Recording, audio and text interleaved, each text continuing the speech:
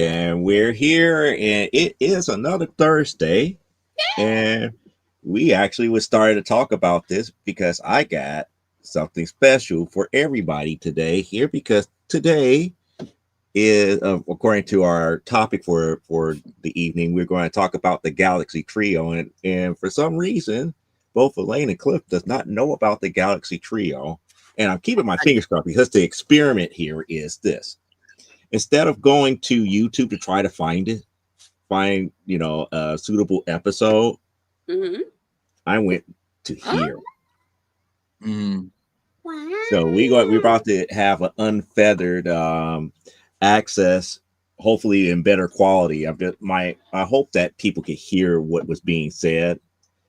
Oh, I saw what you did there. You had the Birdman DVD and you said unfeathered. I got that.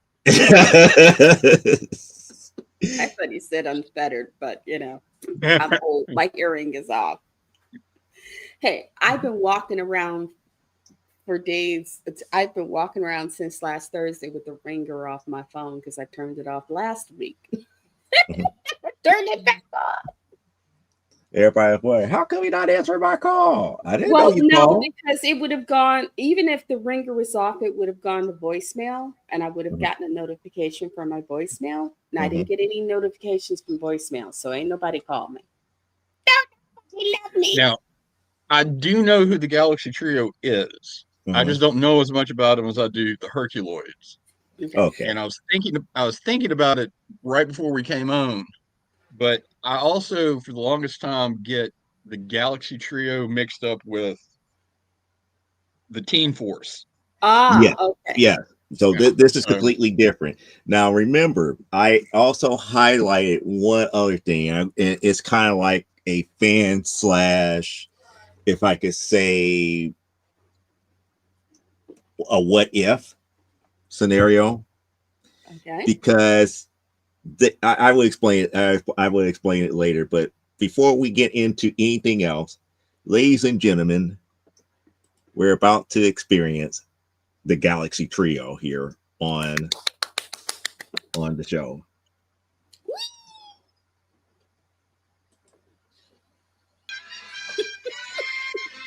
She is actually drawn that way. And that's just about any woman who wasn't a teenage girl sidekick. But that's the thing, they weren't teenagers. But I'm saying they're more mature women, kind of all. If you look at the faces of the guys and stuff, they all kind of fit a mold. Right. Like the prison guards could have been like clones of each other. Just like the main three villains were clones of one another. Yeah. So I mean, it's like, okay, y'all, and I get it, y'all, and as a child I wouldn't have noticed it, and I notice it now, but it's like, okay, I get it. You only had so much time in which to get this thing done and ready for TV. You were not going to put any more effort, and you weren't getting a lot of money, so you weren't going to put any more effort into this puppy than you absolutely had to. Which explains Big Old Fist knocking out 10 people, which you laughed about. Let me try that for the camera. Woo. I never noticed it before with these Hanna-Barbera cartoons. All of the aliens are some off tone of a color and all that. Yeah. But man, the one female has to be a white girl. Yeah. Like, wow. And what's surprising, since we're talking about it right now, I'm going to go into a little bit more details. What's surprising about Galaxy Girl, and there's an episode that explains a lot of this, and this goes into like the controversial theory here. Technically, Galaxy Trio kind of sort of fits in the timeline of another cartoon series, and that cartoon series happens to be Voltron. Okay.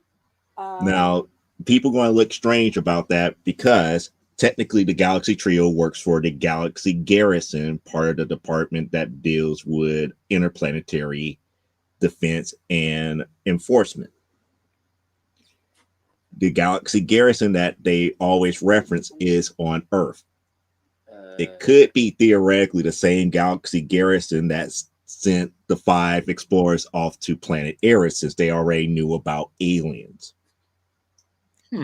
How would they know about planet Eris unless they already knew about aliens? It wouldn't be, if I could say one way or the other, oh, we have to go to this unknown planet to try to find the 5 lions and everything, because it's just a quote unquote rumor. They did their research and everything. Okay, yeah. There was already an alliance of planets by that time.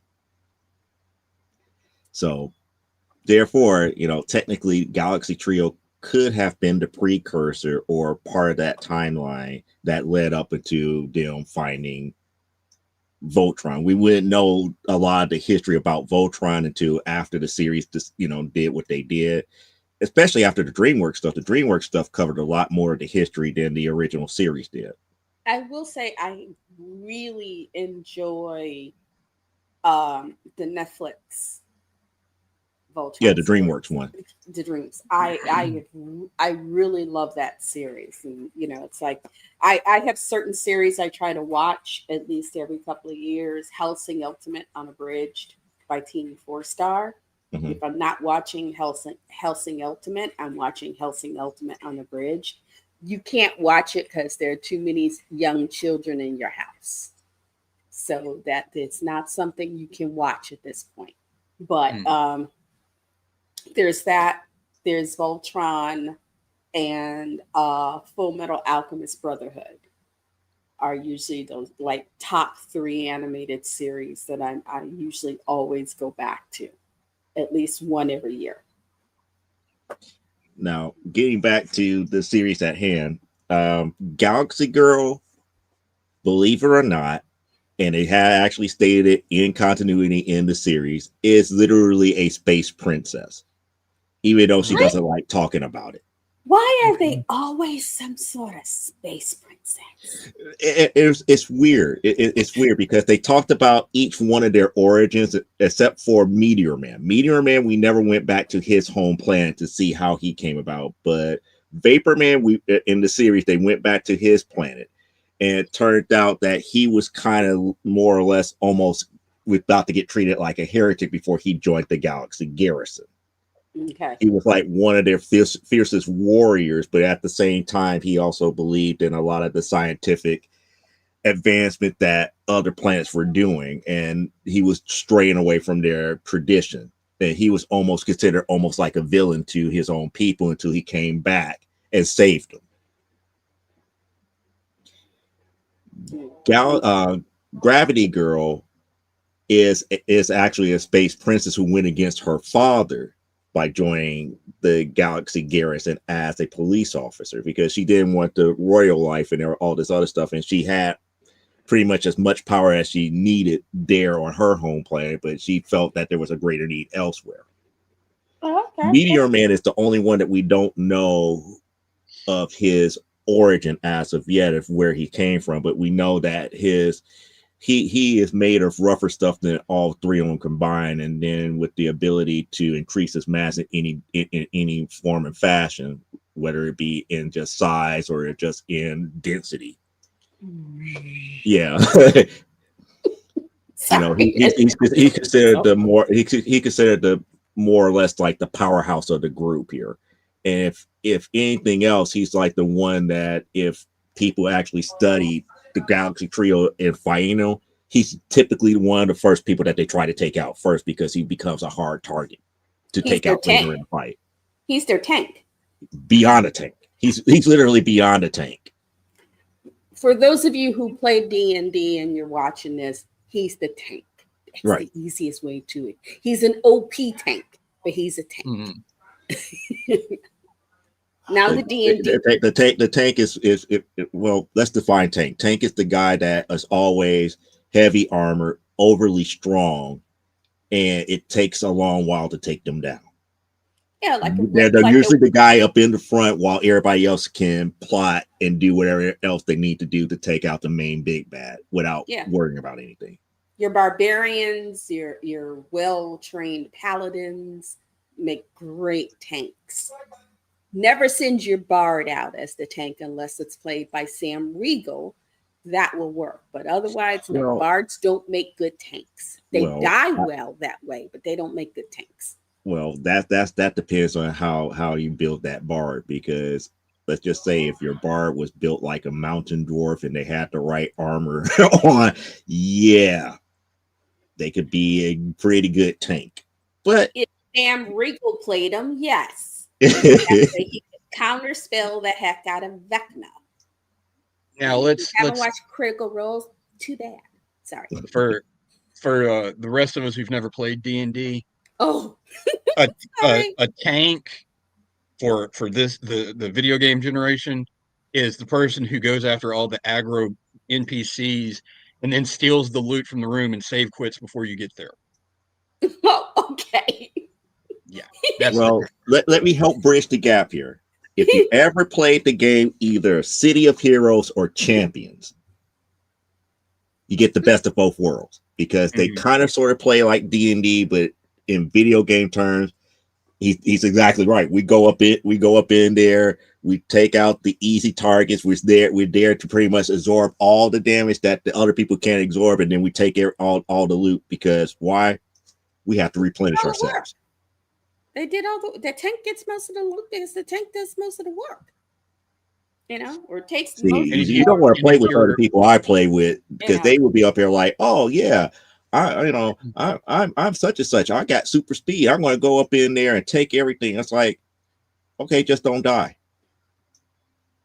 See you later. Like, bye. You died. Save me, tank. You got plenty of health. Why? You took the loot. Or if I got 50 people on me. I don't have time to take 2 minutes to save you while I'm getting welled away on by 50 people. Sorry. Somebody send him a cleric, please. I gotta go kill these dudes. Somebody send a cleric over there. If you're old enough to have played Diablo 2, the tanks are usually the barbarians who go into the secret cow level and kill the cow king just to be assholes. Mm-hmm. Yeah. Hold on. Courtney, have you played Diablo 2? Yeah. All right. Courtney's played it. So. But yes, that's pretty much what Meteor Man is, because there have been so many times that Meteor Man have been trapped in so many different things, and it's like, okay, fine, I just grow directly out of it. It's like it just certain things that he can do that are just like, yeah, he's definitely the tank of the group, and I can see why people want to take him out first. Yeah, you always want to get rid of the heavy hitter. And that's the thing. He doesn't come off as the heavy hitter, but he is. Yeah. But surprisingly enough, the most powerful one out of all of them is Gravity Girl. Well, yeah, you I mean, as a woman, I get what gravity can do to you. So, it's like if you had a modern writer writing Galaxy Trio back then, it's no way in the world that some of these villains would even have a chance against these three. Vapor Man could turn into any type of gas or liquid. Ooh. And I was like, okay, fine. I'm going to turn myself into a poison gas to this species, go up in there, either knock them out or kill them, and keep on pushing. Of course, you wouldn't see that in a Hanna-Barbera cartoon. That's true. You're not gonna. They're not gonna do that in a Hanna-Barbera cartoon simply because at the time when Hanna-Barbera was making big money that way, they were dealing with censors. Like, this is Saturday morning's children's fair. You're not killing folks up in here. You can get science-y for about 35 seconds, but you can knock them out, but you can't kill them. I should have played the other one. the Calculine episodes, or what was the name? Hold on.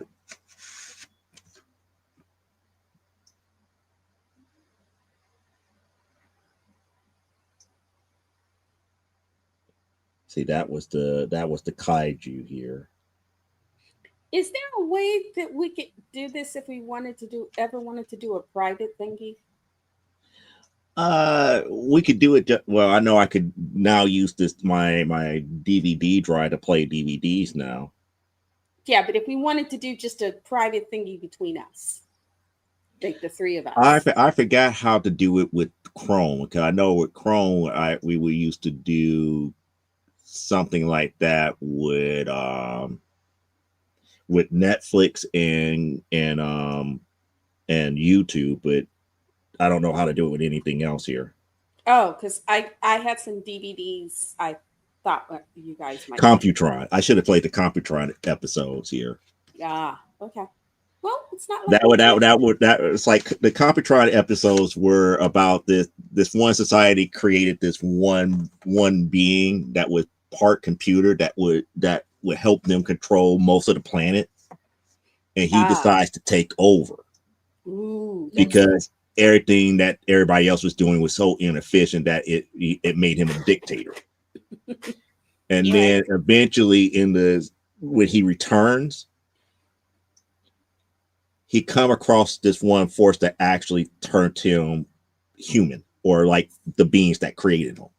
Ah, okay. And then it's like he found redemption in that. It's like, no, since I'm no longer bound by extreme logic, I actually have emotion. I can understand what they're going through. Now I'm going to go back and do repentance here. So you get to see like the evolution of this character called Computron. Ooh, we had a Which character. again, this is back in the days of a cartoon back in like the 1960s, if I'm correct here. I'm trying to remember what year. I was thinking, is that like late 60s, early 70s? I think it's late 60s. Okay. Something about the music kind of had like, oh, this kind of feels like the beginning of the disco Hmm. as we're going into, people, because people forget disco a lot of times was them taking like funk and whatnot and change it, making it a little more electronic and stuff, more danceable. And the music kind of sounds that way and everything, but it's fun. It's like the Galaxy It Trio is. to me should have not been kind of like if I could say, the B-side to Birdman, because Mm. on the television show it was Birdman Galaxy Trio. Galaxy Yeah. Trio had enough legs in it to be its own show, but Birdman got the top billing. So Birdman would get like 15 minutes of airtime and Galaxy Birdman Trio. would get 2 episodes for Mm. every show, while Galaxy Trio got one. Okay. I didn't realize that the Space Stars amalgamation of all of them came out in the 80s. I thought it was a lot older than that. Mm-mm. No, that's recently. That's Mm. more recent 80s. And surprisingly enough, I kept forgetting about Dino Boy because I didn't like Dino Boy because it was teamed up with Space Ghost. Mm. So you had Space Ghost, Dino Boy. So 2 episodes of Space Ghost to every one Dino Boy. Ah, okay. And Dino Boy, like I said, was prehistoric, while Space Ghost was space. So it's like I Mhm. wanted to watch the space show. It does have nothing to do with Mhm. anything dealing with space. And even though Dino Boy was action adventure, it wasn't space action adventure. I get So that. the perfect pairing would have been Space Ghost Galaxy Trio. Now, see that, yeah, I could see how that would have worked. When my But they didn't do at the that. time when my wife was in high school, Mhm. for some reason she gained the nickname Brack from Space Ghost Coast to Coast. So I Oh I'm she driving has down Highway 40 in my big old pickup truck. yep, yep, she was Brack from Space Ghost Coast to no. Coast. So yeah. Oh. Well, it could have been worse. She could have been Brack from the Brack Show, where we Okay. actually True. see that his mom was a different version of Brack, from the original Space Ghost cartoons. Oh, see, I never Mhm. saw the Brack show. I saw Space Ghost Coast to Coast, but I never saw the Brack show. I If always you liked when they had Brack do something and Space Ghost would be like, "Oh, so you agree with me?" And he's, "No, I only have these two animations." yeah, he was like, every time Space Ghost say something, he would just nod his head like this. It's like, you agree with me? No. All I have to do. That was one thing I loved about Nickelodeon. The Cartoon Network and Nickelodeon, they knew how to make fun of themselves at times. They never got, at least back then, they didn't get too high of themselves, if that makes sense. They were never too high and mighty. It was like, okay, we can poke fun at what we're doing. You know, we know it's goofy, but we're having fun. So see, now you're making me think that we should have a night where we dedicate to Space Lab 2020 and Space Lab 2021. Oh Lord. Space Lab 2020 was the original series that Hanna-Barbera did, and Space Lab 2021 was the spoof that Cartoon Network did with Erica Estrada and all of them. And I never saw any of that. What? No, I never. It was a different time, and I was forcing my kids to watch Monty Python. Oh, so you was on the high comedy tier. We were on the PBS Monty Python tier. Sorry, I'm a horrible person. Well, you know the urban legend about where all the Space Ghost Coast to Coast and all that came from, right? Mm-mm. Cartoon Network was trying to get off the ground, and the people at Turner were like, "We need you to pump out content. We need ratings. We need the demos." And like, well, can we make some new shows? And like, oh no, we just spent all this money on the Hanna-Barbera library or this or that. You got to work with what you got. Oh, okay.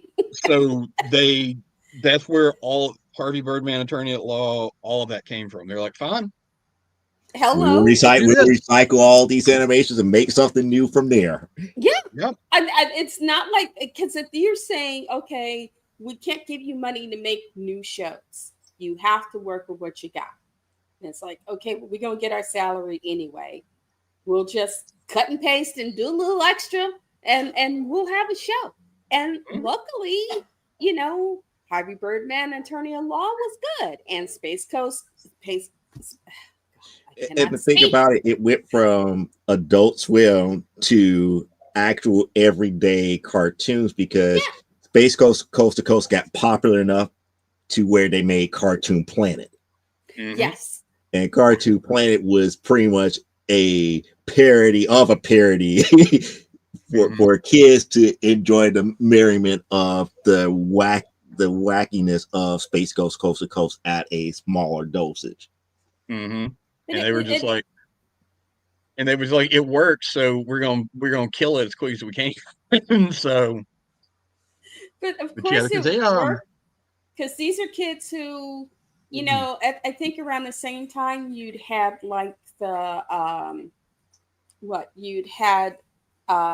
Hysteria. Spielberg was pumping out his stuff, and the if you think about the level of security with the Animaniacs and Hysteria and stuff, that level of sophistication in the comedy, so yeah, kids would get it because my kids and I used to sit and watch Animaniacs, and we'd watch Hysteria and just have a lot of fun. My youngest and I really loved, they did the one, it was sort of an award show for philosophers. And of course, Plato won. But they would go through it was hilarious. It was so much fun sitting there doing that with him and going through the philosophers and my little girls were real ticked off when Hulu got rid of Tiny Toons and Animaniacs. And they love those.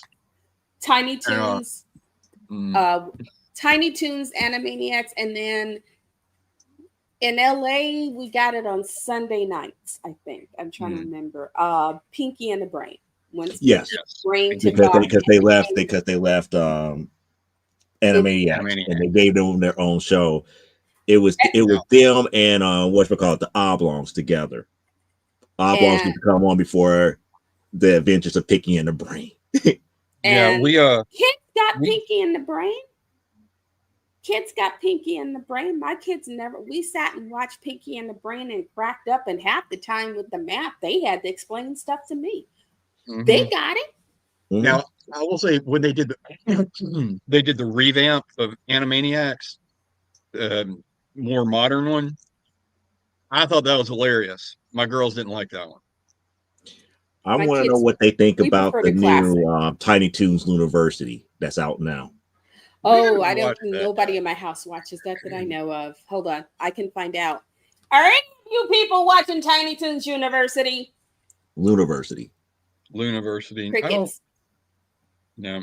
Yeah, because Crickets. again, they changed a lot, and that was the first thing. The first thing that drove me up the wall is that they got rid of one of the main sticks that was in the original Tiny Toons. Mm. And you What? remember what that was? It. It. Hold on. But they were the Because I It, it next see was generation it, Pinky. it one. was a stick that they always play each every episode in Tiny Toons, and they got rid of it in University. Mm-mm. Okay, which stick was that? Hi, hi, I'm Buster Bunny. Hi, I'm Bad Bunny. No relation. Oh, Uh, okay. The yeah. opening shtick, the introduction. They are now Yeah. officially twins in this one. Oh, They are related. They're brother and sister. they No, they dated for a little while in the old cartoon. I was about to say it was kind of a girlfriend. Now you Are they begin to Southern? understand why it's like, yeah, it took me a while to really get into Tiny Toons University because they went from, being like grammar school kids and everything to being like college age. So they're Ew, now officially in the university as college students. ew. So there's a good chance that Babs and Buster are somehow related to me then. I Probably guess. If they so. were dating each other and twins. Okay. Ew. And that was the first thing. It's like I watched the very first episode, and when they said that they were twins and they had to separate for the very first time in different dorms, I was like, what is wrong with these people? Don't you ever go back and watch the previous show to understand what canon is? Like the number one thing about Tiny Toons was Babs and Buster were not related, and now you made them twins. Yeah, I'm gonna skip that one. Yeah. But after that, it's like there's a lot of stuff that was good, but it's not the same Tiny Toons. It's not the Tiny Toons that we grew up with. I like Animaniacs more than I like Tiny Toons because I like Slappy Squirrel and the Hip Hippos Okay, and I don't know why, but Chicken Boo always cracked me up. you're not a man, Chicken you're a Boo, chicken boo. I'll walk Chicken around the Boo. house It's just sometimes and like sing that. I Just a still feel the chicken. funniest Chicken Boo whatever was when he crossed over with Katie Kaboom. See, make my new boyfriend. And it's Chicken Boo up in a Letterman's jacket and everything, pretending to be human. And it's like we need to be nice because we don't want to set Katie off. It's like we don't want her to get mad. But what are we going to do about her? It's like he doesn't seem normal. The little brother's like, that's because he's a chicken. Yeah, They're like, you don't like my choice of man, this, that, and the other. Boom, blows up the house and everything. And then the Letterman jacket comes off. It's like, he's not human. He's a chicken. And then they play his theme song. You always act like you're like a normal guy, but you're not a man. You're a You're a chicken. chicken. it was so ridiculous. It always tickled me. I'm just like, what is He happening? became an insurance agent, and everybody sees like, how do you get so great numbers and this, that, and the other? It's like he's like he's a chicken. Don't anybody else see that he's a chicken? Yeah, because there's always that one person who could see beyond the disguise. Everybody else would be like, "Oh, he's so wonderful," and he'd be like, "It's a chicken. It's a picture. That's a chicken." It's Yeah. like, it'd have been better if they'd have just said he's an alien, and they'd have went, "Oh." Anyway, before I forget, Mhm. because I'm losing my voice, um, episode 7, folks, of Alien Earth is up all I can say is dang, dang, dang, dang, and dang. There are so many um, subplots.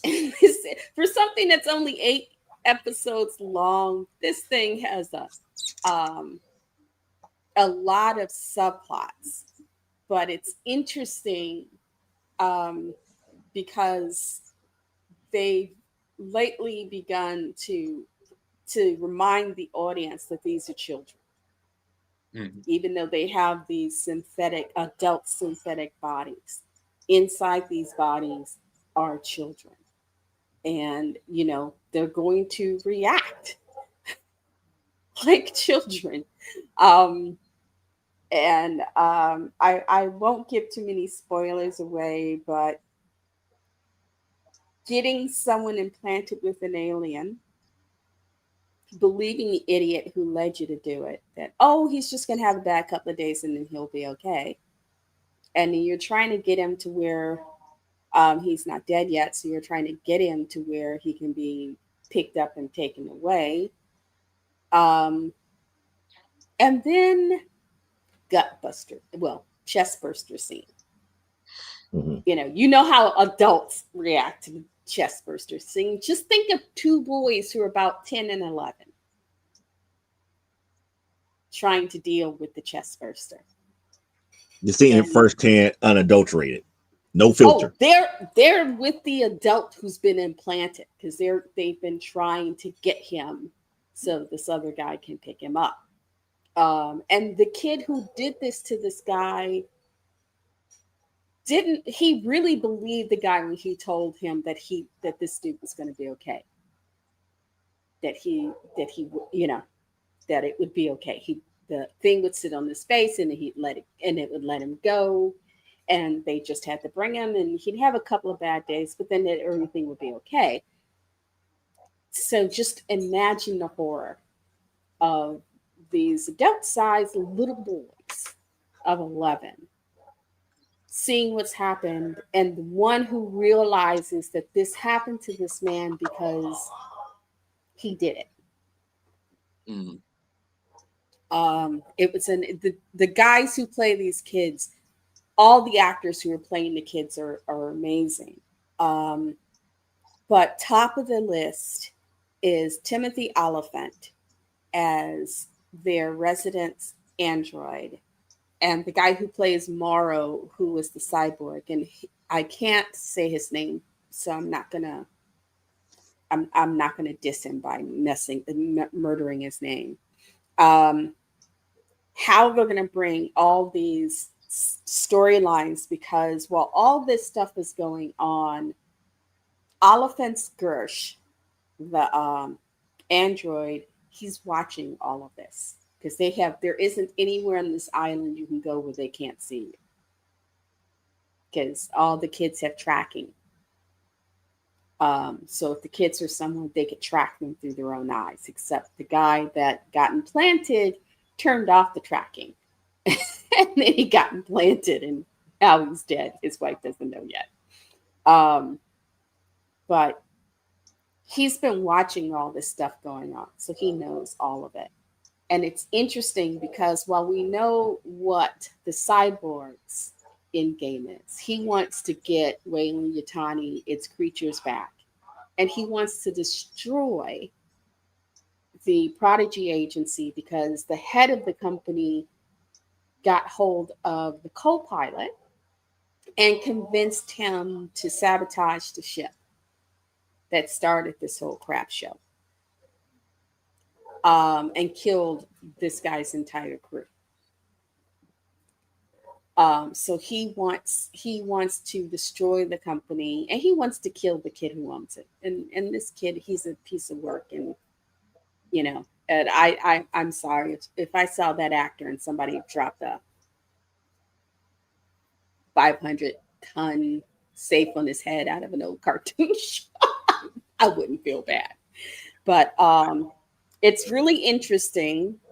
And like I said, as someone who knows how this is supposed to end, in order for that first movie to make sense in every movie that follows afterwards, Um, I'm really interested to see because the last episode of this season is next week, and in a way I feel a little cheated because okay, yeah, they packed a lot into all these episodes, but it's 8 episodes. It's only 8 episodes. I would have preferred, a little more, give you a Are little they more hour story. long?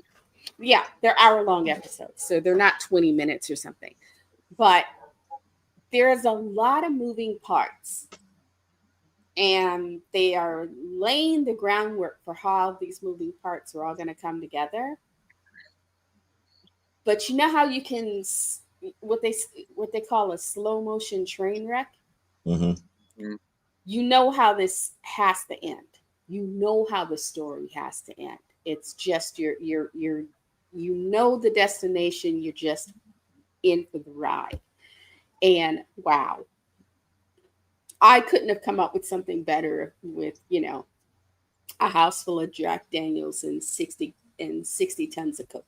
I'm sorry. I mean, it's insanity at its best, but it is insanity. And it's interesting because the way things shift in the narrative. One minute you're going, okay, this guy is definitely the villain of this piece. But then things shift, and while he doesn't stop being a villain, these other villains pop up. And with the Timothy Oliphant character, who is so good at this sort of stuff, because you realize you don't know if he's just letting it happen for the sake of seeing what happens, or if he's got some sort of end game other than just to see how far things will go before he has to step in and put it into it, or if he wants to step in and put it into it. Because this is, when you think about the Nostromo, this is prior to Ash.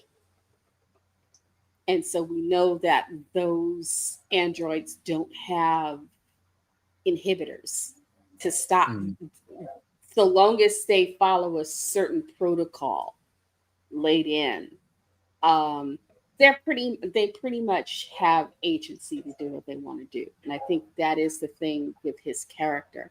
Um, though in an interview, he said his wife hopes that there's not a second season because they had the bleach. First they shaved, and then they later bleached his eyebrows, and she's not happy with that. And it's like, Timothy, come to my house, baby. I don't care if they bleached your eyebrows. No, I'll make you cry, mama. But anyway, it is a very good season.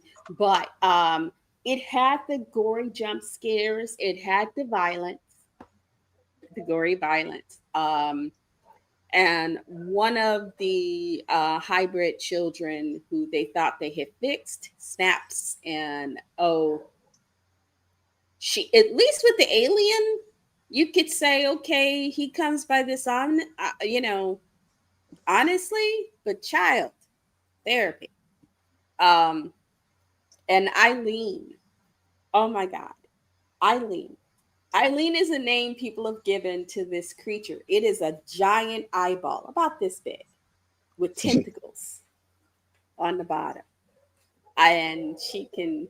Are you pulling up the Eileen's footage? The way I thought you. It's she can. She jumps on your face, burrows into your head, an eye socket, gets rid of that eye, and with her tentacles takes over your brain. So that everything you know, she knows. And So each she's a real eyesore then.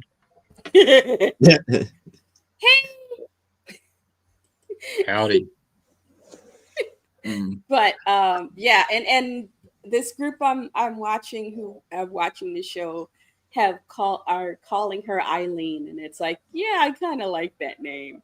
But Eileen is not to be messed with, because Eileen proved that these synths that they've made, these hybrid kids, because they're like, oh, they don't break. Eileen proved, yeah. I can break you if I want to. Mhm. Well, she did. Um, yeah, Joe. If you decide to watch this series, I will tell you what the guys in Struggle Nation, both M Dog and Soldier, have said. This is Hmm. not a series you want to watch alone in the dark. You know, this is not something you want to watch alone in the dark, especially if you have one of those, if you live in those places where, some areas when they go quiet, they're quiet, but other areas there's always, something around, and in our neighborhoods we have like raccoons. Hmm. If you live close to a park, there are coyotes, know, feral cats. The neighbor's dogs are barking, and I want to go out there with my stabby, stop putting an end to them because they're getting on my nerves. Hmm. Uh, you know. But yeah, if you've got stuff that creep around windows at night, you don't want to watch this. I keep trying to get Charles to watch it with me, just so when he's for him to go to sleep one night, I can just go up on it, go.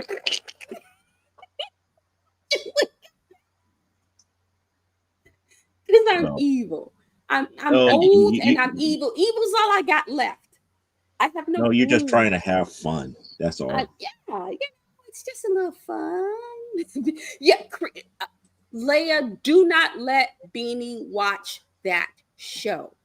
It's I will friggin' walk to New York and come for you. Do not let Beanie watch that show. This is not a Beanie show. This is not a show for either Beanie or Lils. Not that type of show at all. Because, like, I'm telling grown men, don't watch it at night by yourselves. If you not unless you're the type of person that likes, if I could say, games like Resident Evil and playing it in the dark by I don't yourself. play Resident Evil in the dark, but I have watched just about all of the animated. I've watched all the films, the live action, and I think I've watched all the animated films. And now It's I would not like like. playing the game. That's okay. I would like to, I think I might take a job as a hitman just so I can earn enough money so I can collect all the animated features. I have no problem at all admitting when I played Resident Evil 2 for the first time, way back when you had the two different discs you could play. Yeah, When you one played through the either as Claire or as Leon. Leon. Yep. It And was the whichever same one way you with the first one because you either play with Jill or what we call it, Chris. Chris. Yeah. Yeah. Well, in the second one, when you played with the other character, all the stuff you did in the first playthrough was already done. So you had to have different puzzles and all of that. Hmm. But they dropped they ended up calling them Nemesis monsters later in the movies and stuff. Oh, the But Nemesis Project, yeah. in the PS2 version, he was called Mr. X, and Yes. he just stalked you through the entire game. You'd be sitting there trying to do your 3 pixel turn of this stupid thing while you're with your bad controllers from the late 90s, and you'd hear boom, boom, boom, and this damn hand would come through the wall and grab you. I Oh no. may or may not have screamed like a woman like 20 times. So And that's I'm before just they add the part about stars. Oh, they did that. He does that in the movie when he takes out that first Stars group. At the end of that scene, he's like, stars. yep. Anyway, Leia, if you can get it, the girls might like the Carmen San Diego game. They've updated it 3 times now. It's $35, and they have updated this thing 3 times for free. You didn't have to pay extra just to get the updates. And John has loved them. Now, if you have an Audible account and you're an Alien fan, there are I two have an books on Audible there. account. There are 2 books on there written by Alex White, uh, Alien: The Cold Forge and Alien into Charybdis. I Ooh. highly, highly recommend them, Oh, okay. especially now because a lot of the stuff that was in Alien Romulus Mm-hmm. and a lot of the um I don't even know the correct word for it. A lot of the like added lore about the androids and about the aliens came out of these books, Yeah, okay. and they're starting to mine them now. Especially if you've seen Alien Romulus, the black goo that they gave the name to, and all of that. That the name they gave it came straight out of the Cold Forge. Ah, okay. So yeah, if you they're really good books. There's supposedly a third one that's a trilogy, but it was Romulus written or on different. Prometheus? Because Prometheus has that weird goo. Yeah, they didn't call it anything besides the goo, but in Romulus, I don't remember the name of it, like Pripatin something or another. Ah, That okay. name, the name they gave it came right out of the Cold Forge, because I can't really call her the protagonist, but the lesser of the five evils in the book was a scientist working with the stuff. So Ew. Okay. yeah, And that's always fun. Now, the one thing about Prometheus that has always bothered me, you've seen Prometheus? I've seen enough of it. The Prometheus end and Covenant. scene after the end scene of Prometheus, after that big Mm-hmm. flower swallows him and then spits him out, a proto xenomorph comes out of his chest, Mm-hmm. which is hilarious since when they went into that cave for the first time, there was a rendering of a modern xenomorph Mm-hmm. on the friggin' cave walls. Yeah, So there shouldn't have been a proto xenomorph because and that's what it's like, wait a minute. So she pulled it out of her. Okay. She birthed this thing. She birthed a proto uterus that Mhm. then swallowed dude, spat him out, and implanted him with the proto xenomorph. Okay. But you had a fully xenomorph clearly carved into your cave wall. Yeah, Prometheus and Alien Covenant, it became a battle between all the different pieces of the franchise and Fox and Ridley Scott and James Cameron, all about, we're going to do this, but you can't do this because it's going to mess this up. So nothing in Prometheus was supposed to tell you the origin of the aliens, Yeah. but none of it made any sense because, like you said, there's a picture of them and all of this other stuff. And I'm sorry, when you start doing sci-fi movies and everything starts revolving around white dudes from Earth, you lose me because we're not that important. You're Yay! also It's not that another person smart. that don't like Starship Troopers. I like Starship Troopers I mainly hate it. because that is one of the violentest movies. Michael Ironside is in Starship Troopers, and I like I Michael. hated that movie.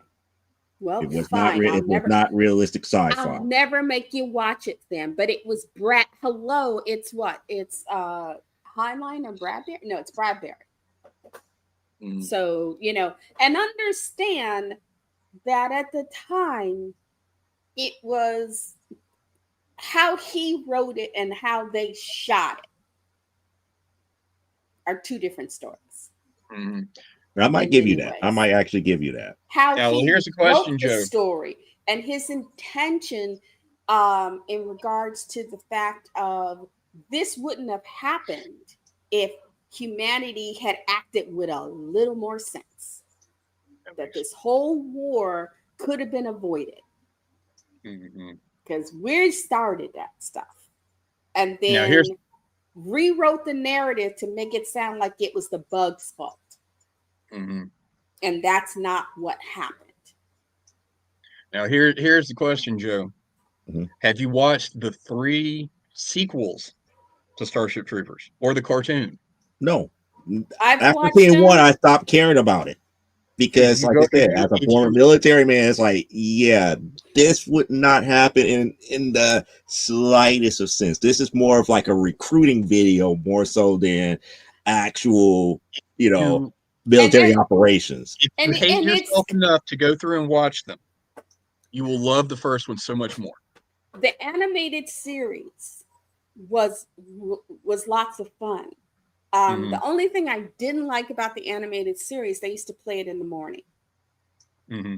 So it was like trying to get them up, my kids up early enough because they loved the series. We watched the Roughneck series together.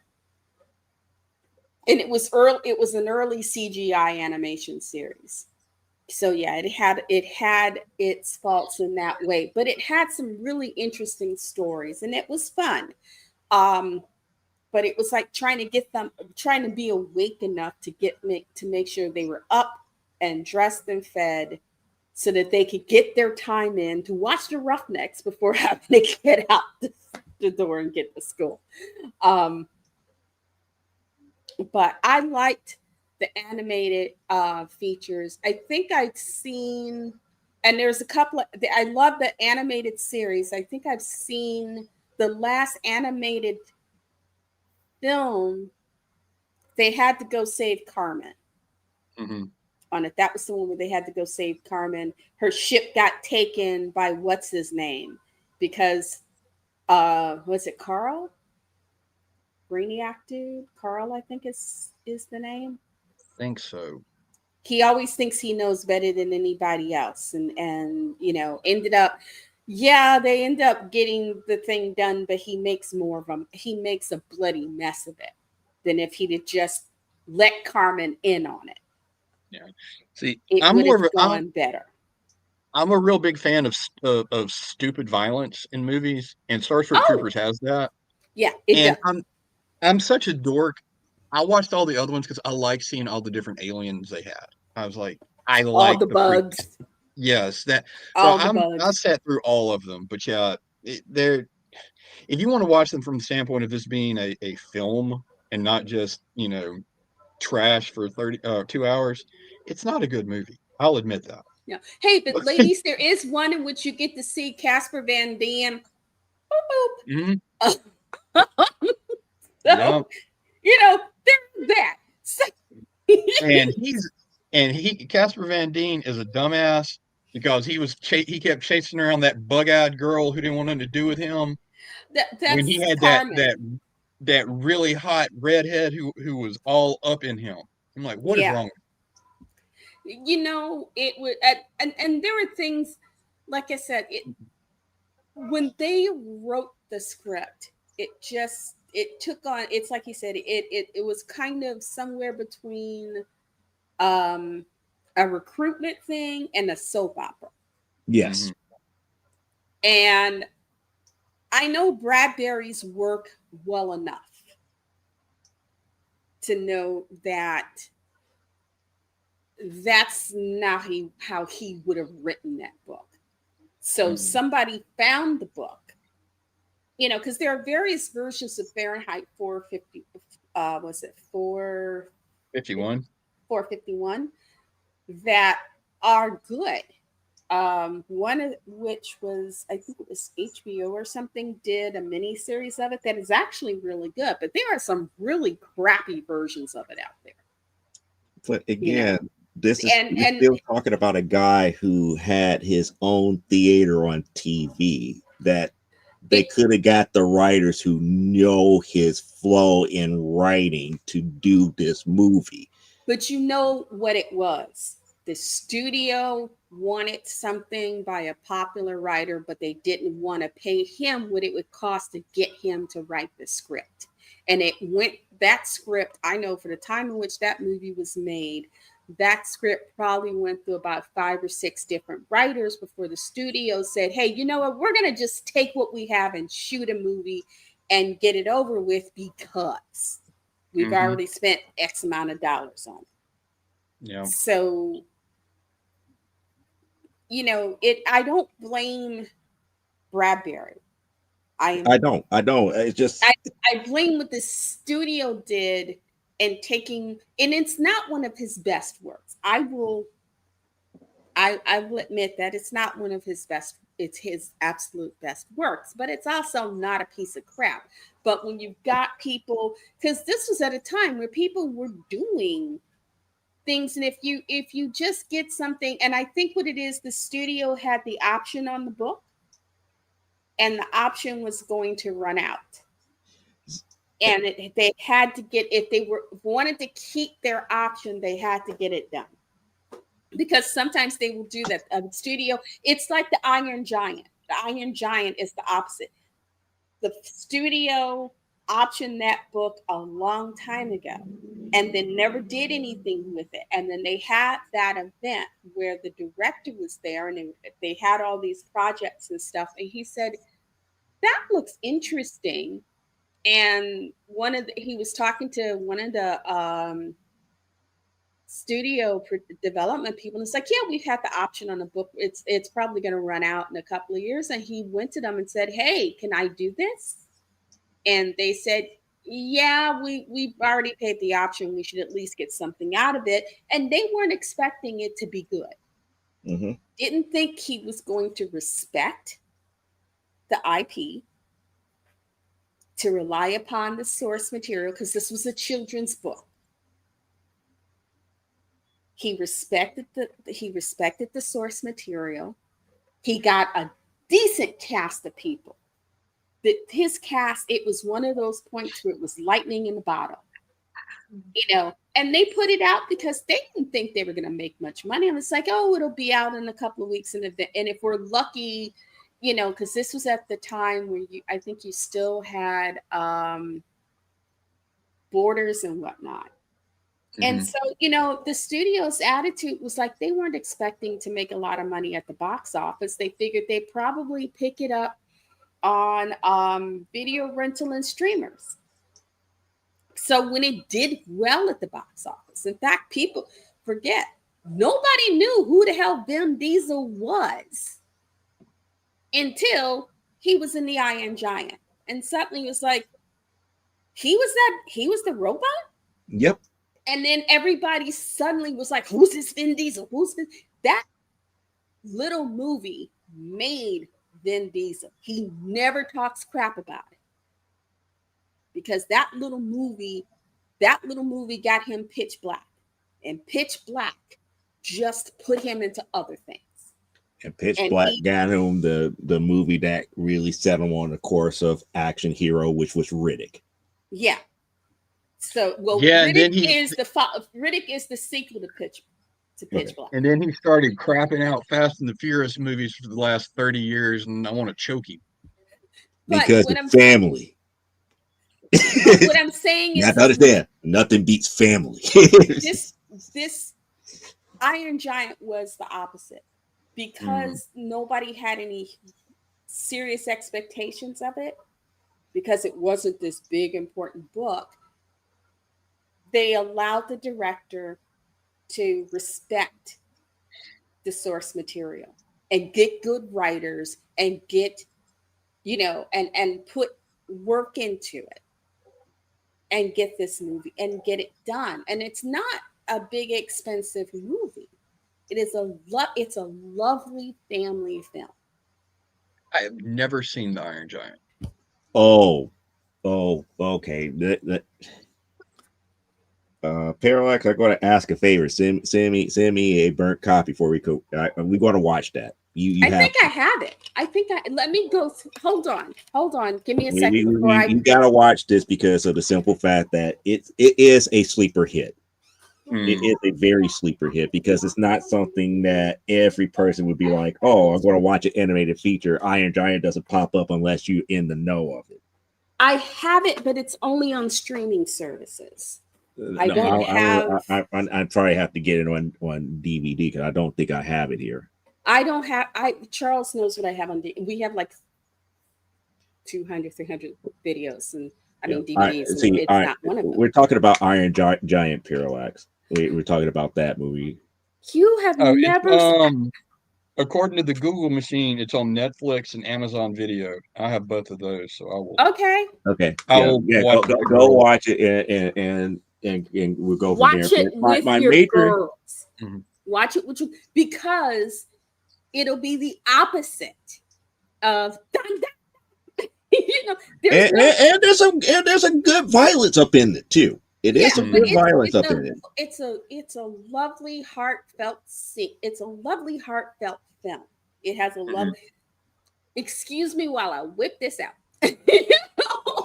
I still Actually, tripping. that's not the line, but he's like, "Yo, I'm sorry about what I'm about to do." Zip. Oh, his squirrel pops out, but it's not the way you think. And you got charming moments where Oh, the Iron Giant makes this metal medallion in the shape of an S and puts it around himself. It's like, I'm Superman. And it's like, what do you want to be? Superman. Man. I've always heard it was like one of those movies you have to watch, and I've just never had a chance to. So it's something you could watch with your girls and your wife. They will fall in love with Hogarth. I ain't watching it with my wife. This was I love the fact that I have boys I could watch this with, because Hogarth was that kid. It's like there's a point where he is sitting there drinking, what is it? Espresso. He's never had espresso. And he's talking about that some of the kids are picking on him, calling him a brainiac and stuff. And he's like, I just get good grades because I do stupid homework. The other kids are can't do things stuff. And he's just like, he's flying off on espresso trying to explain his fight, and I mean, and all the performances in this movie, they're just great. They're just great performances. You really love it. It is the little town and the scene with the deer always it gets you in the feels. The scene with the deer, Especially how the robot felt about that scene. And the way Hogarth, a child, has to explain it. And it was interesting because I didn't think of it right at the bat, but you know what it made me think of? Bambi. Not exactly Bambi, because it's not the same as the mother dying in front of the kid. It's just explaining. But if you think about the time in which this is supposed to be portrayed and the time in which Bambi came out and the flack Disney took for making the choice of what they did, I thought it was afterwards it's like, damn, they had a Bambi moment. They had a friggin' Bambi moment. Yes. It was like I said, there are things in this that will get you in the feels. There are things in it that will crack you the heck up. I'm a big hand, and I'm a hand in the potty.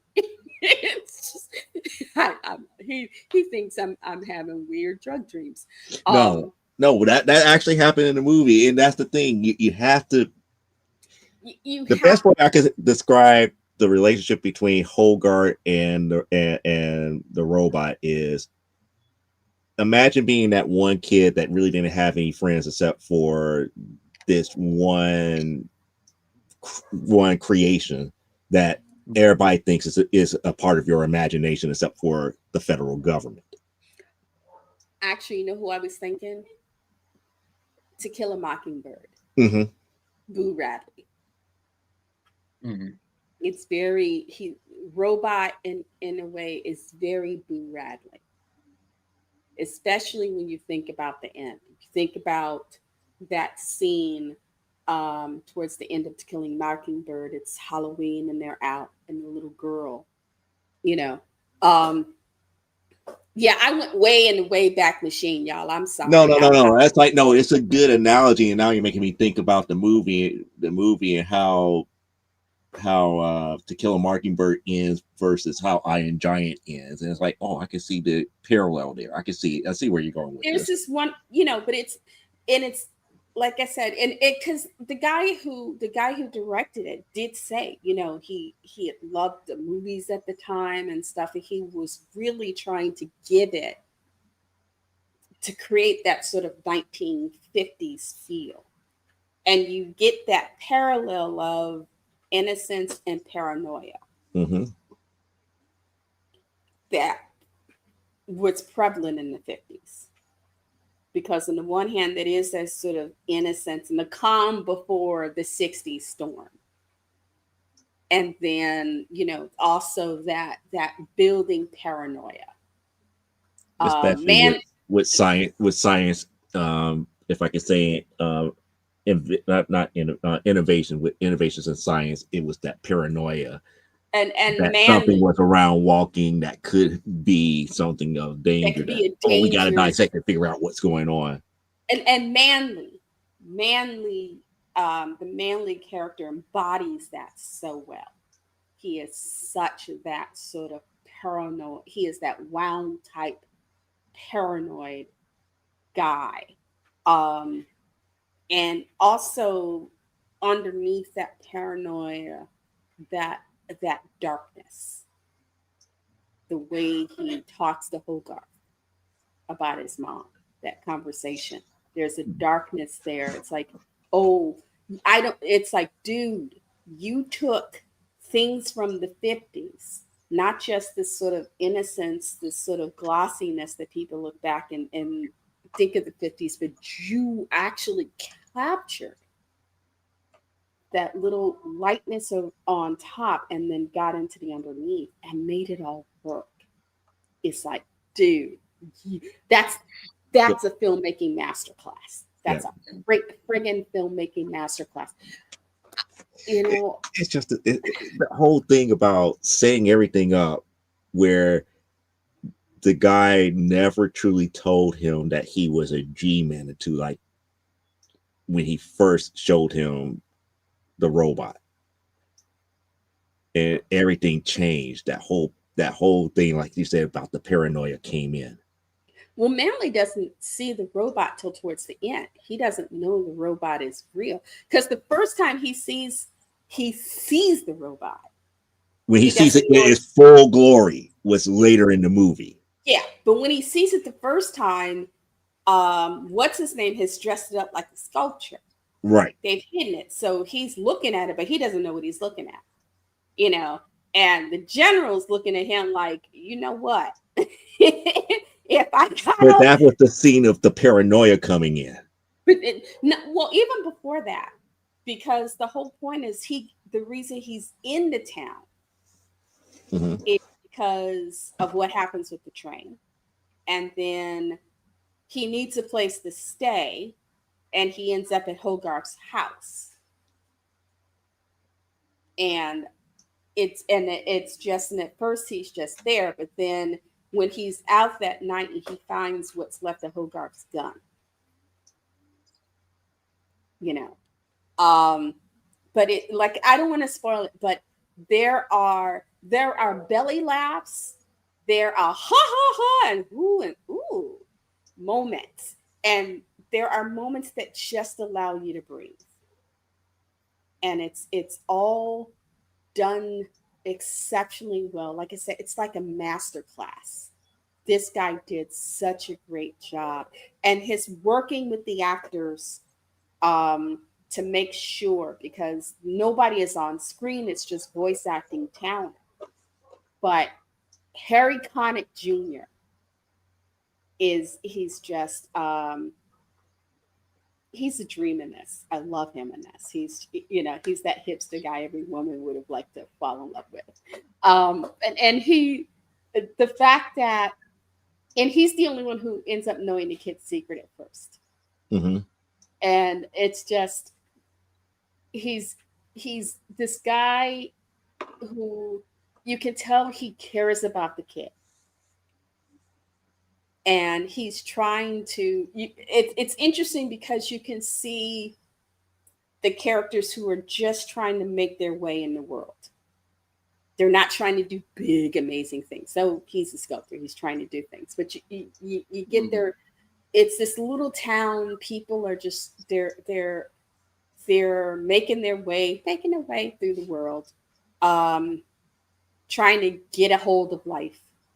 And then this amazing thing happens, and it's like what you would get if Lassie suddenly turned around, told little Timmy she could talk, and then she could also do advanced calculus. Mm-hmm. The look on its face is like, if you were in the room, I would hit you. I'm trying to figure out how to describe it without telling you the movie. But like I said, it was, and the ending will break your heart and then put it back together again. Especially how Manly turns at the end. Oh, screw Manly. I'm just saying the ending. But that's the whole thing, that was that whole paranoia thing, and without ruining it, got turned on his head at the end, because he finally figured out what was really going on, and it was almost too late to stop That wasn't the other Manly. thing That that's was going the to happen. general. That was the general. But the general Manly never stops being a paranoid idiot and coward. But the general, on the other hand, is the one who's like, hello, because Manly tries to, he does that most scoot, and it's like, no, you ain't going nowhere. But that's because the general figured out what Manly truly found out. No, we can't talk about it, but it's, we can't go into the detail, but the whole fact of the matter between Manly, the general, and all the other stuff, the paranoia plays a big role. We should watch it. It plays a big role. I will happily pull it up on either. I will happily pull it up on Amazon or Netflix, because I have both of those, and I can put them on my computer to watch. So. Yeah, this is definitely much better than talking about Starship Troopers, which I will always stand by my feelings on that. Well, and it was done in a time where recruiting for the military was at its all-time high, and I believe that the writers of it took advantage of that and made it into kind of like the best recruiting video ever, to be pro-military without having given us substance of the actual sci-fi. Well, getting back to surrounded by recruitment films. There's when they go out on the first mission, there's a film crew there shooting what's going on. There are film crews around them, so they tried to satirize it in that regard, and I think in their attempt to do that, they cheapened the story itself. Because there was nothing. Like I said, I blame the writers. I do blame the writers. I accept it, but I also realized the politics that went behind making it, and the politics screwed the movie. And that's why I was talking about the Iron Giants, because you have two movies where the studio had the option, and one it got in, and they're both clear examples of what happens when the option gets in the hands of the right people, and what happens when the option gets in the hand of the wrong ones. And Starship Troopers, wrong people for the story that that was told in the book. The people who did the film should not have done it, because that story and what was on the film are two different stories. And they went on, the trajectory of the films is very different from the book. I could pretty much say that I could equate Starship Troopers to how they treated the Running Man. Very much, I love the Running Man. Schwarzenegger, this was one of those. Schwarzenegger was not the main character from the books. No, but that movie, if he hadn't been in it, if they hadn't had Schwarzenegger, it would have flopped. It would have flopped. The movie would have flopped. So in that case, he saved the cinematic version of that story. However, what the IP that film was based on and the actual film are two different universes. They're worlds away. What I like about Iron Giant is they took, this guy put so much of his heart in it. they took the illustrations from the book and based the film, the look of the animation, in part on those illustrations. So he put his heart into it. He read it, he loved it, and said, "We're going to make the best version of this that we can," because they had love and respect for the source material. Whereas we've seen, especially when you think about the 80s and the 90s, they were just trying to get stuff made. And back then, action, mindless, silly action was what was leading the charge. That plus, like you said, Schwarzenegger was the face of that time, and for them to make two movies at that same time, and they were about to get ready to put them head to head against one another, which to me was really stupid. Yeah, because technically, Running Man was about to get put up against Predator in the box office. That's right. And they delayed Running Man 2 months later. That's right. They delayed Running Man so they could get Predator out because somebody smartly went, "This is probably going to be the better film. And if we put this film out first, the second film probably won't do as well. But because you will have built up enough in this film, that film will carry." And that's what happened. At least somebody at the end was thinking about how to do that. Because a real idiot would have put them both out within weeks of each other, and they'd have both tanked. And it would have been Schwarzenegger versus Schwarzenegger in the box office, and it probably either would have been a split, or you would have had one that was a clear winner and the other movie becoming a bomb. Yeah. And you don't want to do that to one of the biggest names in Hollywood at that time, which was Schwarzenegger. Also, Predator, I think, cost them more because they went out into South American jungles to shoot that puppy. Schwarzenegger demanded, he had the writer in his, it was in his contract that he be allowed to bring his own personal chef. And because of that, everybody else in the production, including all his co-stars, including Carl Weathers, got the runs. And he did not. Because he had his private chef cleaning everything 2 and 3 times and especially, going out there and buying the things and cleaning it and everything and preparing it. So he was the picture of health. While Carl Weathers and them were going, and it's literally coming out both ends. You'd wonder the film got shot. Considering how many times they got Montezuma's Revenge on that set. Made a lot of money for, KO Pectate and Pepto-Bismol. But it was a very expensive film in that regards. And I think since then he has always made sure to have his own private chef to go with him on the shoot. I still believe that Running Man probably hurt Richard Dawson's career too. Oh yeah, but because after playing Killian, I don't think he did any more game shows after Family Feud. After he left Family Feud, but at that time, he was also. When you think about his health, he was also coming up on the end of his career anyway. He got a nice paycheck out of it, so he didn't have to work anymore or work as hard. Do you know how many hours of entertainment Running Man quotes have given my household? I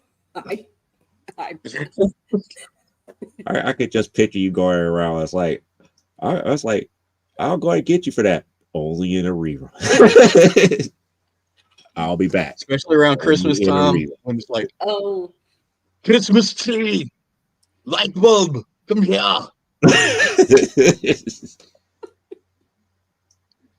Yeah, the death of Killian. Now that hit the spot.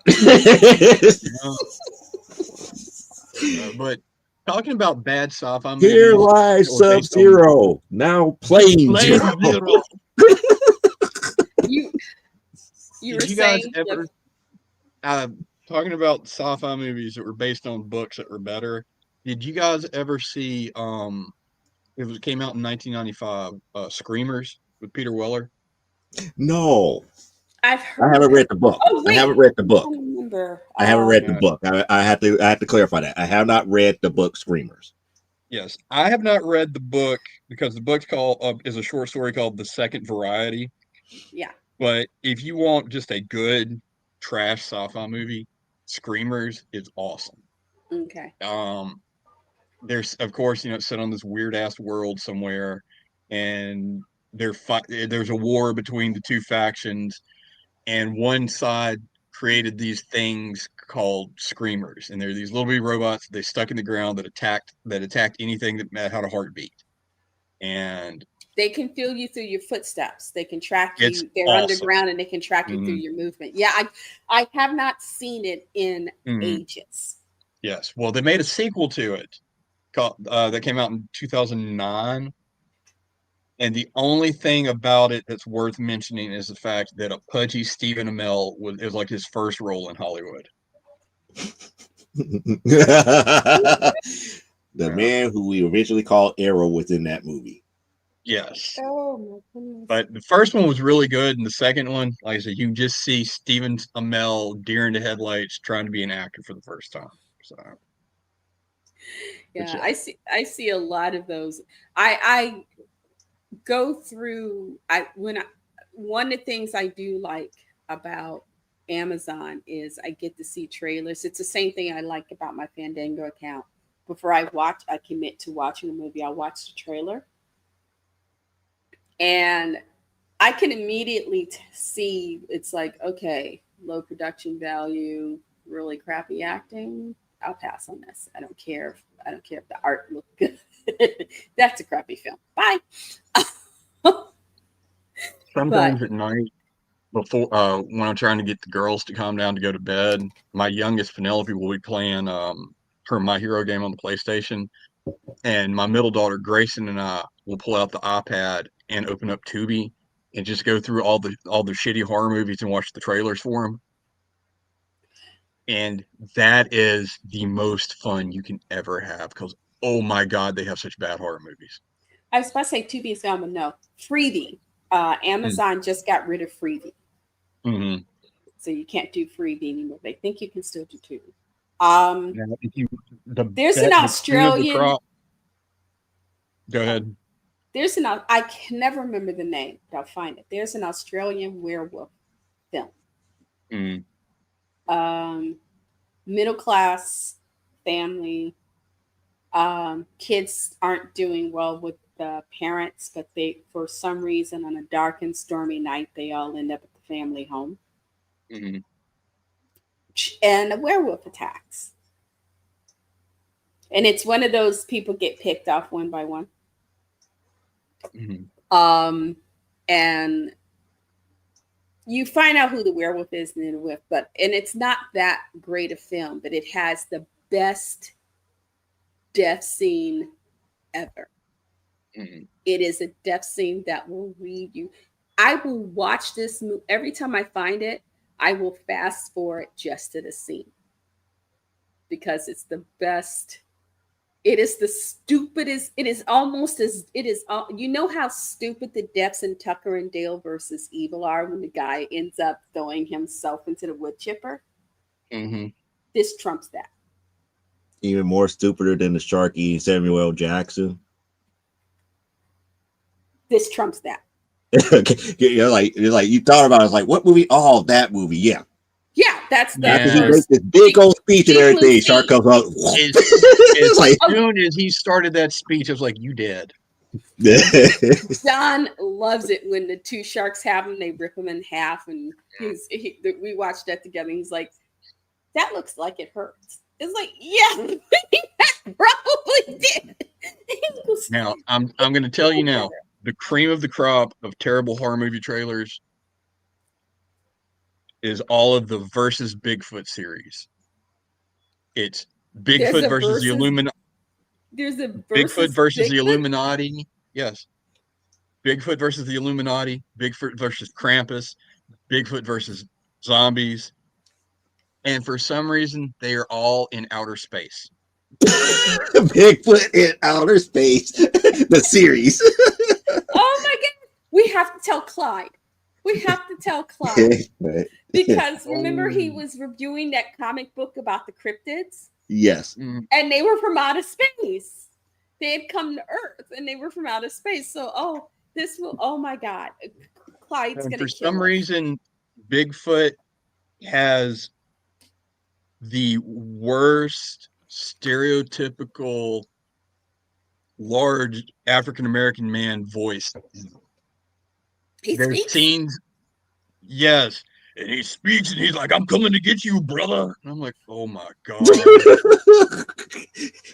I have yet to sit down and watch or were they channeling 1980s wrestlers like Hulk Hogan? No, I was thinking Mr. T. I want to say that a bunch of dudes sat around with their MacBook Pro and did a whole bunch of meth and just Googled random stuff and made a movie out of it. Because he's hanging out with his best friend, a robot Van Helsing, who's got all the memories of all the other Van Helsings, and there's space princesses, and I'm just like, I'm high.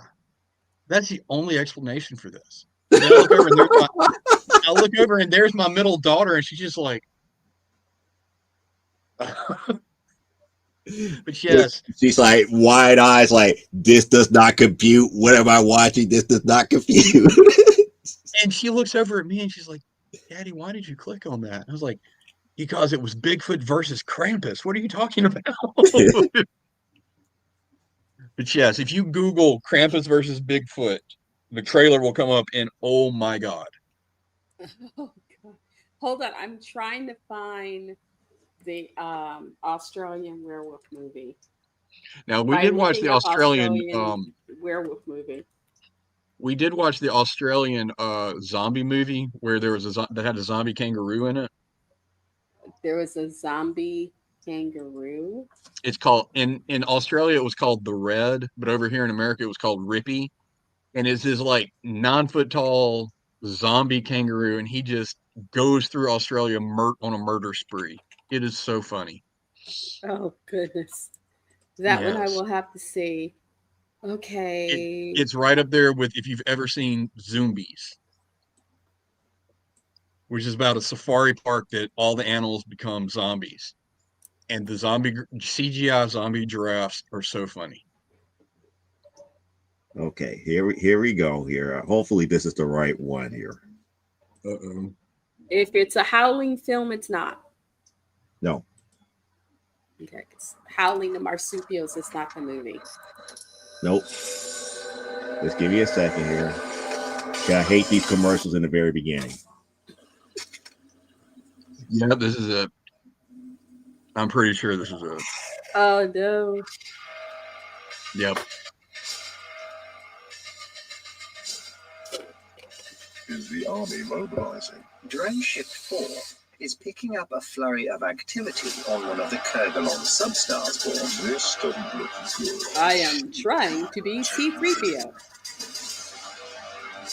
These odds ain't looking so good. What? Oh no!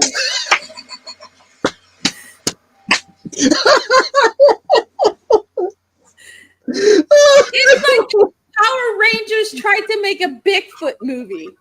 While white-led sitcoms thrive. Oh my goodness.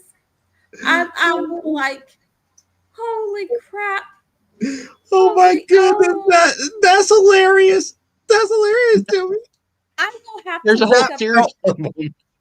That felt like I was watching a video that was a part of a video game that I was playing. The voices and everything. It was like Bigfoot running down a hall. It's like that just sounds so wrong. Like, I'm coming for you, brother. I'm thinking for some reason it's like, okay, dudes, they was snorting coke while slamming Jack and shooting espresso while watching Power Rangers episode and came up with this idea. because it is like, okay, this is every Power Ranger reject that never got made. You know, but they it's just even called it Sasquatch. it's even worse than that. It's almost like watching Masters of the Universe, but on a Power Rangers format with voices from like Fat Albert and the Cosby Kid. Miss It was like featuring no, it Mr. was T as Sasquatch. Mr. T was Sasquatch. And it was somebody was trying to do Anthony Daniels as C3PO. it was they all of the laid off Microsoft employees who worked on the original Xbox were like, we have all this leftover graphic engine. What can we do with it? um, Bigfoot.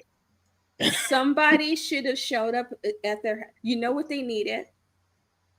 Remember that groundbreaking Apple commercial that was supposed to be based on 1984 Chickie in the shorts with the sledgehammer? Mm-hmm. They needed her to show up and bash the crap out of all their equipment. Wow. Like that was that it's I cannot unsee that. I cannot unsee that now. Only thing I'm gonna remember is like, why does Krampus reminds me of Skeletor? Why the way he talks? Yes. And one horn, the side of it, it's like, is that the xenomorph? Because I see the whole thing, and I was like, that looks at the top of a xenomorph head. I was thinking, great, okay. So that just has me like, wow, okay. You're welcome. Okay. Oh wow! I That actually that made my day because now I don't have to talk about Strange New Worlds and almost finishing up season 2. Okay. Well, you know what we can end with, because I was going to ask you, how do I get a video clip to you? Because I found the Super Chicken theme song. You Well, can no, sit, that's not his theme song. That's his. it's something about taking a lick. If something doesn't do to it, call the Super Chicken. Call the Super Chicken. Just go call the Super Chicken. Yes. Yeah. Now, Mr. I Lane, found it. you were almost off the hook this week. Oh shoots! What happened? Almost off the hook because we went and we took the girls to go see the Demon Slayer movie last night. Okay. And it's like one of the longest animated movies I've ever watched. And it was so sad and violent. And I was like, and the girls loved it. They were all jumping up and down, and that's all they've been talking about. Like, yes, finally, the marathon has ended. What did I wake up to this morning? Dun dun dun. Goddamn songs again. Courtney watched the film yesterday, but sometimes she just plays the soundtrack. Yeah, that's what I hear. And I thought I was off the hook because they were so into it. And then all of a sudden, and now it's like infected the algorithms on all my social media because I'm getting ads for like Christmas presents for it already. And I'm like, please stop. Okay. I gotta find it. I don't know if it's still around. There used to be a channel when we lived in LA. There used to be one of those indie channels that on late night Saturdays, when I couldn't get the boys to sleep, we would watch what I would call stupid kung fu theater. There was always these kung fu movies. And one movie I did like, there were these 8 sisters, when they were young, bandits came in and attacked their house and killed their dad and raped their mom and whatever. So he sexually assaulted. But destroyed their family home, and these sisters decide that they're gonna learn kung fu and they're gonna go take revenge. And all the sisters died except for one, the youngest. She beats the big bad. And when she beats the big bad, I think she gets the help of some priest or whatever. And it's an interesting ending because when she finally, and she whoops the heck up out of this dude. I mean, it was one of these kung fu pandas. Let me take you up in the air. By the time you hit the ground, you're already decomposing. Uh, See, now you're making me think, which one could this be? Was this a Shaw Brothers kung fu movie? Was this it a may have been a Shaw Brothers, but okay, why is the name it escaping me ends now? where she's won and everything, and she's on her knees, and the guy who's with her is kind of, is looking at her like, "You won, you killed him, you defeated a whole army single-handed, and you whooped his butt." It was like one of those, "What you gonna do?" "I'm gonna go to Disneyland." And instead what she said was it, and it stuck with me because I thought the ending was really interesting, because she decides, after seeing her sisters die, after everything she's had to go through to avenge her parents and then all her sisters, she decides she wants to go off and be a nun and just live in seclusion.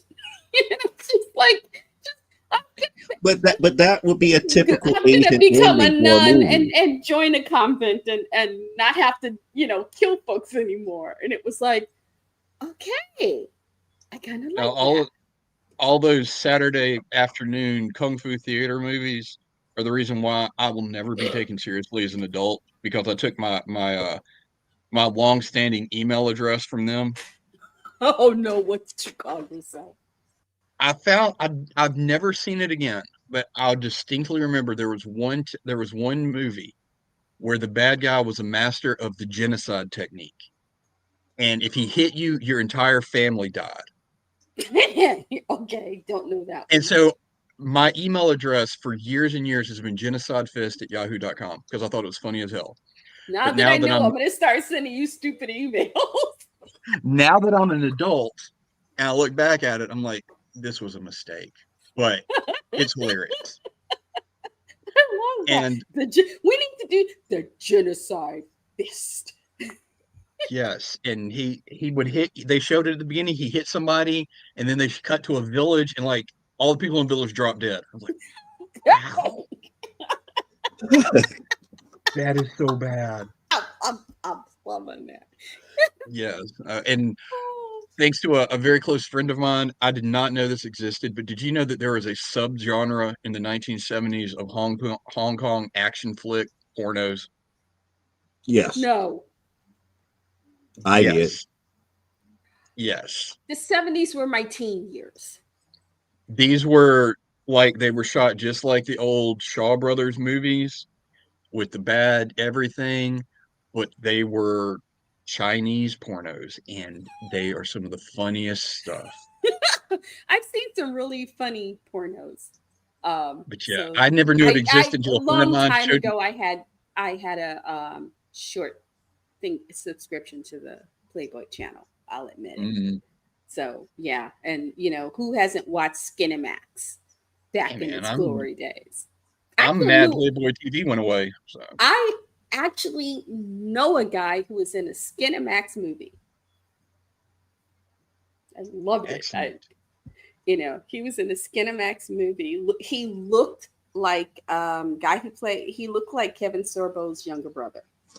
Oh, And I have his picture. I will scan it and let you see it because I'm not going to put it on camera because I don't know if he's alive or dead, and I don't want to embarrass him. So, now the dude, same I have seen parts of you I didn't know, and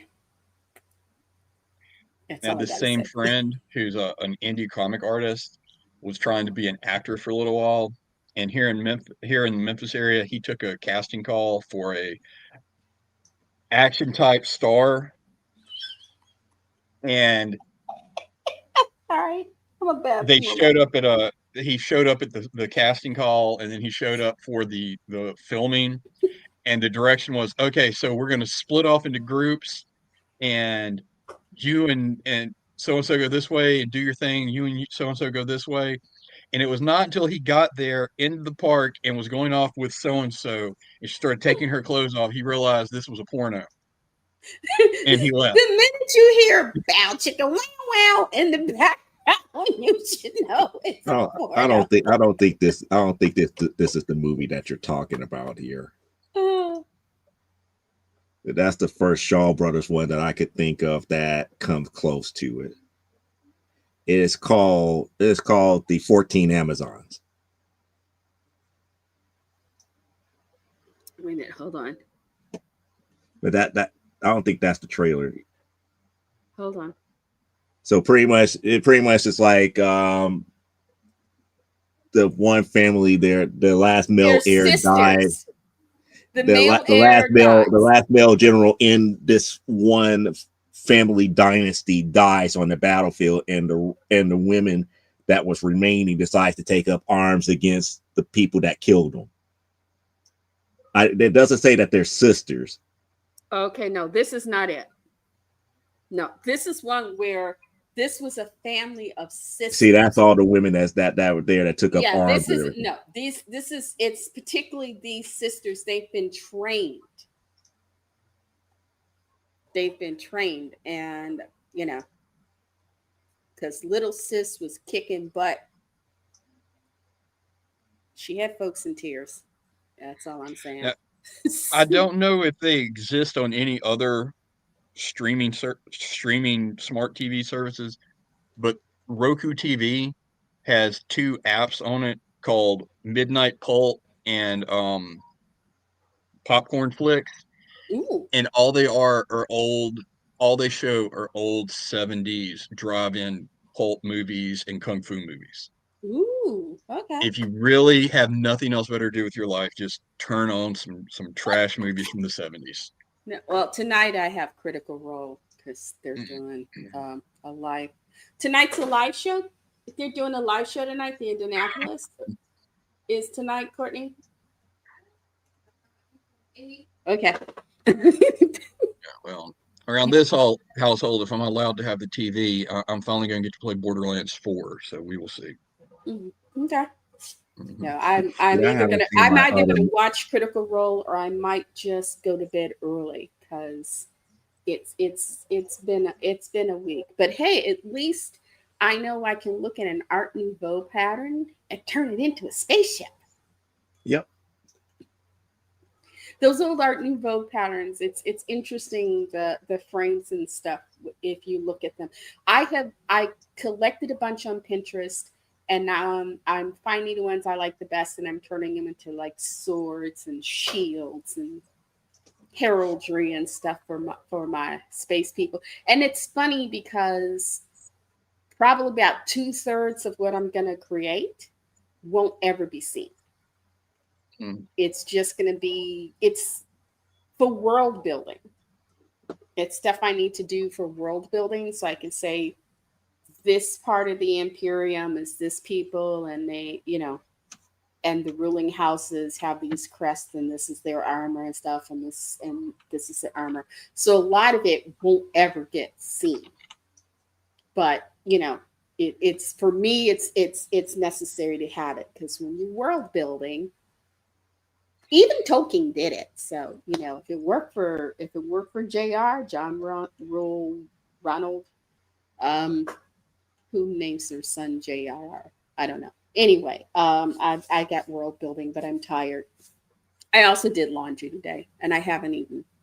So yeah, we're about to get to the end here. But the only thing, if we up here talking about kung fu movies, I recommend this one if you want. Is that Seven Blows to the Dragon? No, it's called Invisible Armor. Oh, okay. There used to be a movie, Seven Blows to the Dragon, or something like that.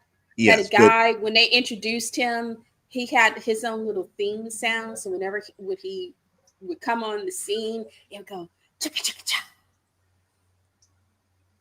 No, with this one, it's unique, and let me tell you about this one without giving it completely away. There's this one master, which they believe is just purely invulnerable. He has this one technique called, I forget what was it called, the blow of 99 steps. Okay. If he hits you with that move, you die after taking 99 steps. Oh, okay. Nobody has ever survived it. And he pretty much, all these different techniques would come after him and everything. He was beating people left and right and right and left. However, in this movie, we finally get to see the first time he gets defeated. Oh. And I won't tell you how he gets defeated, but I will tell you how the one person survived to have a second opportunity to beat him. Did He he do hit a him with Chinese the porno?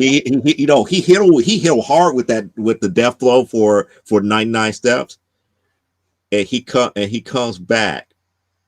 He walked backwards. No, he comes back. He comes back to final. He's like, impossible. How did you survive? That's the problem. I only took 98 steps. I passed out on night before I took my 99. So they healed him up and everything before he took his 99 step. And it was prominent as it plain as day. They literally said it's like, but that's the problem with that technique. I only took 98. Some of that writing was just especially when you think about, and I'm sure the writing probably made more sense in Mandarin or Cantonese, but when they got around to sending those films to America, and whoever did the English translations and the dubbing, because some of that dubbing was just you it's like, oh my goodness. I'm happy that they got the kung fu portion of it right, because they explained the technique that he was using and they explained how to defeat it to a certain degree, which made sense. But it's not in a way that most people would think about it. Also, some of that kung fu, I will see if I can find it. Mad Magazine in the, I think, late 70s, early 80s did a kung fu issue. They did. I don't think it was specifically kung fu, but they did an issue where they featured one of their satires of the kung fu industry. And it's very wild because the Chinese are walking the American reporter through the studio and stuff, and at one point there are people like throwing crockery and stomping and smashing things, and he's like, what are they doing? He goes, oh, those are the sound effect guys. The cracking, that's the sound. He goes, oh, so that's the sound we hear when, instead of, when they're supposed to be breaking bones. He goes, no, we do that so you don't hear the breaking bones.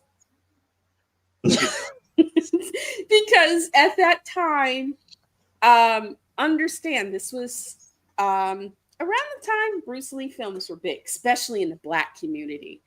Bruce Lee films, the Black community, we made Bruce Lee's career. I saw more Black folks at a Bruce Lee movie, no matter what time of the day you went, than you did white folks.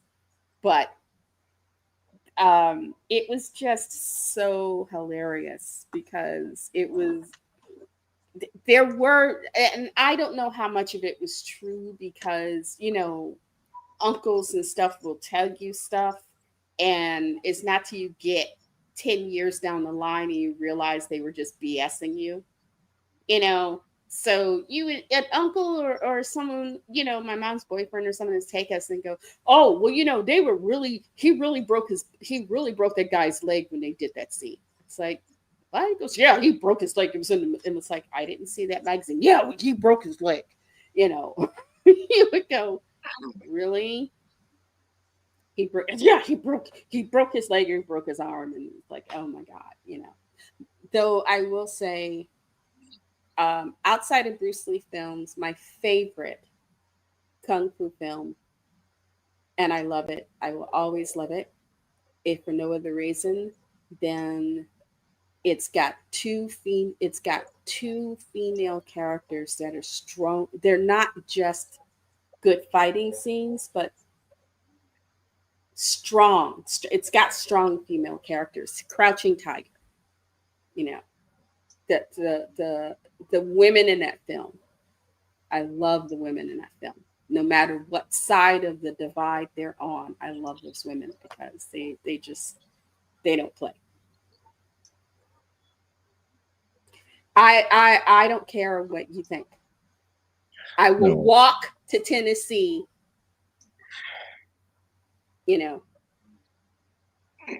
and smack your hound dog No.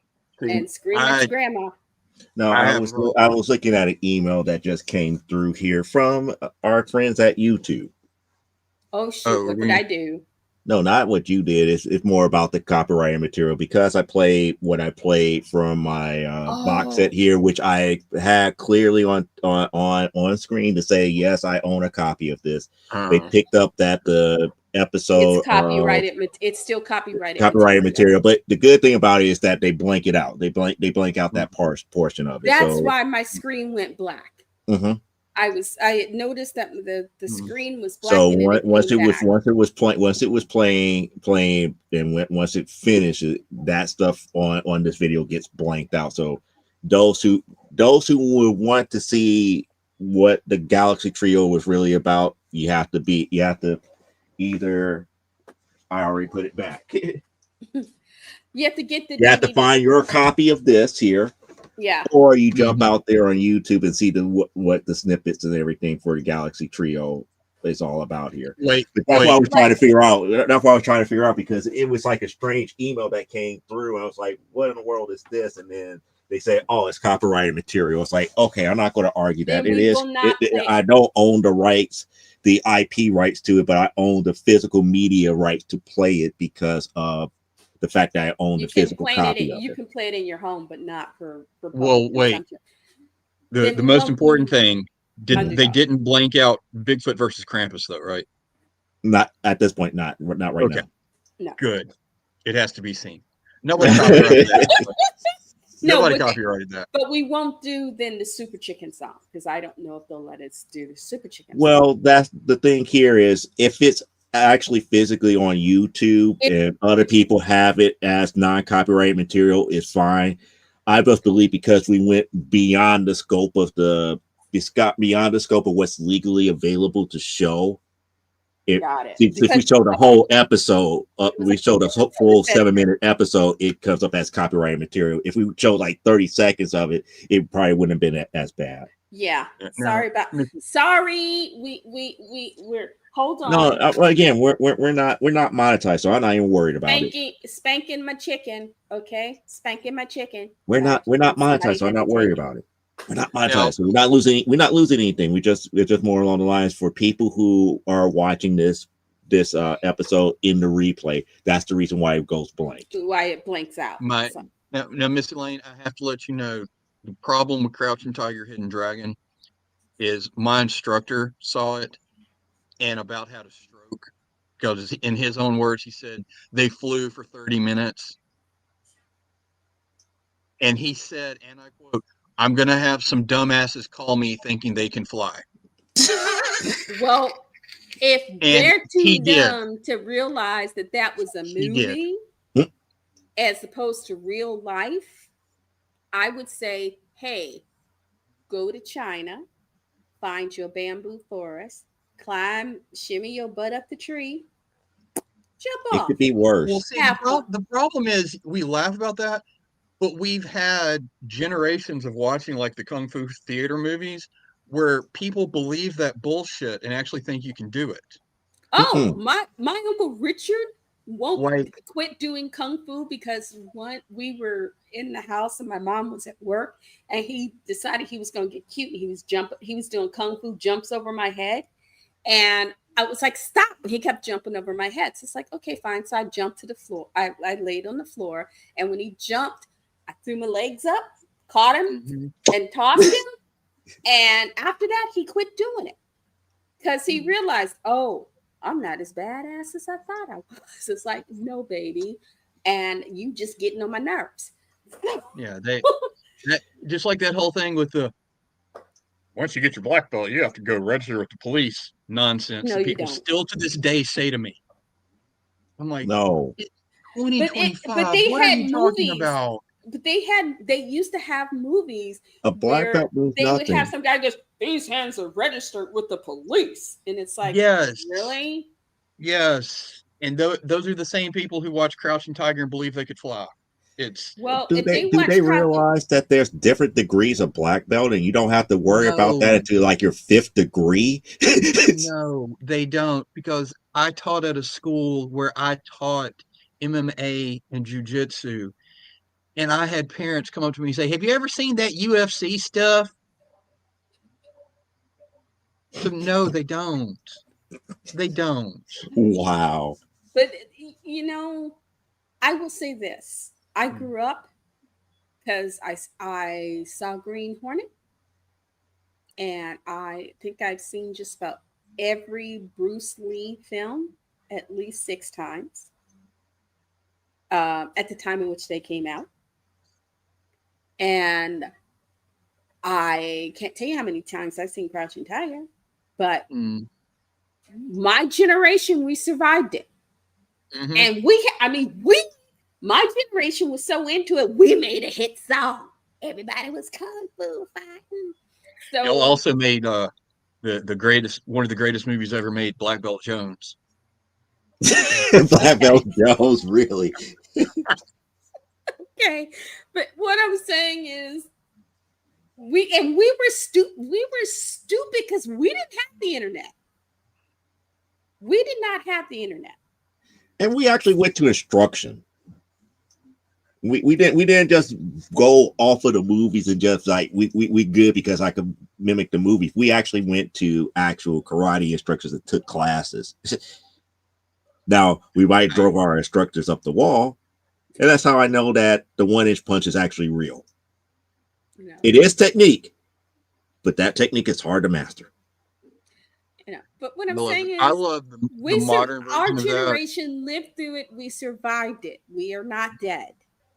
Um, if nothing else, he knows who the idiots are. He Mhm. knows who the idiots are, and he can find a nice way to say, "See, not that I place for you." Send them on their way, or something. I mean, Big No, Trouble. no, What they think they're going to do some Big Trouble in Little China stuff? Oh you my no, you don't goodness. understand. The martial arts industry thrives on those people. All the people who watch Power Rangers, who watch the Kung Fu movies, that think they can do all that shit. And then they bring little Billy there to make him a Ninja Turtle, or what keep the doors open. And then you have the modern version of it, people who watch 2 UFCs and think that they can do that. And we Years called of them my training. brother and they called them I my brother-in-law, who thought that they could come up there and just start grappling with people and tap them out because they watched Hoist Gracie do it. They have not taken one Roman Greco wrestling course whatsoever, not one boxing, not one iota of karate, not one iota of judo. No, what they've done is they've gone on YouTube and they watched all the Gracie in action videos on there and think they can do it. Mm-mm. Okay. And People, look at my they face. keep doors open of schools. Look at my face. These are movies. These are TV shows. You're not going to jump in. You are not going to jump and make a 20-foot. You're not going to jump in the air 20 feet across. Okay? You're not going to make a lateral jump of 20 feet and kick somebody in the chest. You can't. It's just not. No. It ain't possible. You are not aliens. It's a movie. No. Okay? Your Go Crouching for it. Tiger and your Hidden Dragon, that's a movie. Enjoy the movie. But oh god. Go further than that, Elaine. The whole thing about be like Billy Lee, if you remember that skit from the 1980s, there is no such thing if you started a jump kick towards a person where you could keep that momentum, go around corners, go up and down the block, up a flight of stairs and everything and still hit your person dead square in the chest. There's no way possible to do that. That was a skit. That was a parody of why kung fu was was taking a little bit too much, because again, they had this comedy skit. I forgot where it was. I just remember that it was like either on like ABC or something like that. I can't remember. Oh, ABC Friday night. It was a skit called. It was a ABC skit where Friday they night. had a Asian guy by the name of Billy Lee, and everybody was up here. Was like, well, you're. It's like you're a guy, this, that, or the other. It's like you should know some kung fu. This, I was like, no, I don't really know kung fu. This, that, or the other. Something, hops off and everything. He's like, help me, Billy. And this, that, or the other. So he starts chasing after whatever was causing the problem. And it's like, okay, fine. I had enough of this. And he just jumps up and does this one jump kick. Goes into like this jump kick pose. And he's chasing the guy down the stairs, up a rope, around corners and everything, and not break the jump kick pose. That he's following him until he hits him dead in his chest. It was a bit. That's all it was. It was a comedy bit. There was It doesn't happen in real life. who used to there was a guy, I don't think it was Ronco that did it. There was a guy, he had a set of videos, and he claimed there were two guys. One guy claimed he taught Bruce Lee. Mhm. And he had a set of kung fu instruction videos. And then I think he got busted. Somebody found out that he didn't even know Bruce Lee, let alone taught him. And there was another guy who claimed he had worked with Chuck Norris and those guys. And he had a set of instructional videos where you could learn kung fu at home. It was a video series, so you could learn kung fu techniques at home. And I'm thinking, no. I had a student who came to my wife and I, and he wanted to fight. He got signed up for a kickboxing match. Oh no. And wanted us to train him to fight. So he signed up Good for the luck with match that. before he took And the classes. I'm trying to get him just to learn how to throw a straight punch. Yeah, which is. And he looked at me and he goes, I think I would do better if you let me try to do some of my kung fu moves in the fight. I was like, oh, okay. Did he do the fight? Yeah. Did he 30 survive seconds. it? KO. KO. KO. Well, the problem I've found about a lot of that, and I'm not just talking about Joe Blow off the street, but I'm also talking about people who've done traditional martial arts for like 20 years or 10 years or whatever, and they got their good job, Jimmy, your check cleared, here's your black belt.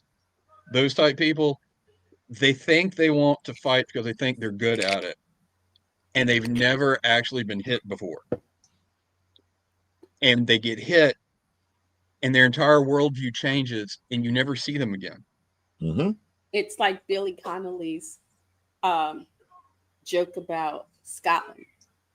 The joke is he and some friends are at a pub, and they're sitting at one end of the bar, and there's a guy sitting by himself at the other end. And in Scotland, he's known as a hard man. And hard men were the Scottish equivalent of mafia muscle. They were referred to as hard men. These were the guys who, when somebody needed somebody beat down, you paid them enough money, and they go do the beat down. The communities knew who they were. People tended to leave them alone. In the joke, he's sitting there with friends, and one friend goes, "Oh, I want to go talk to that guy." And they're like, "Dude, he's a hard man. You don't want to go mess with him. That's a hard man. Leave that man alone."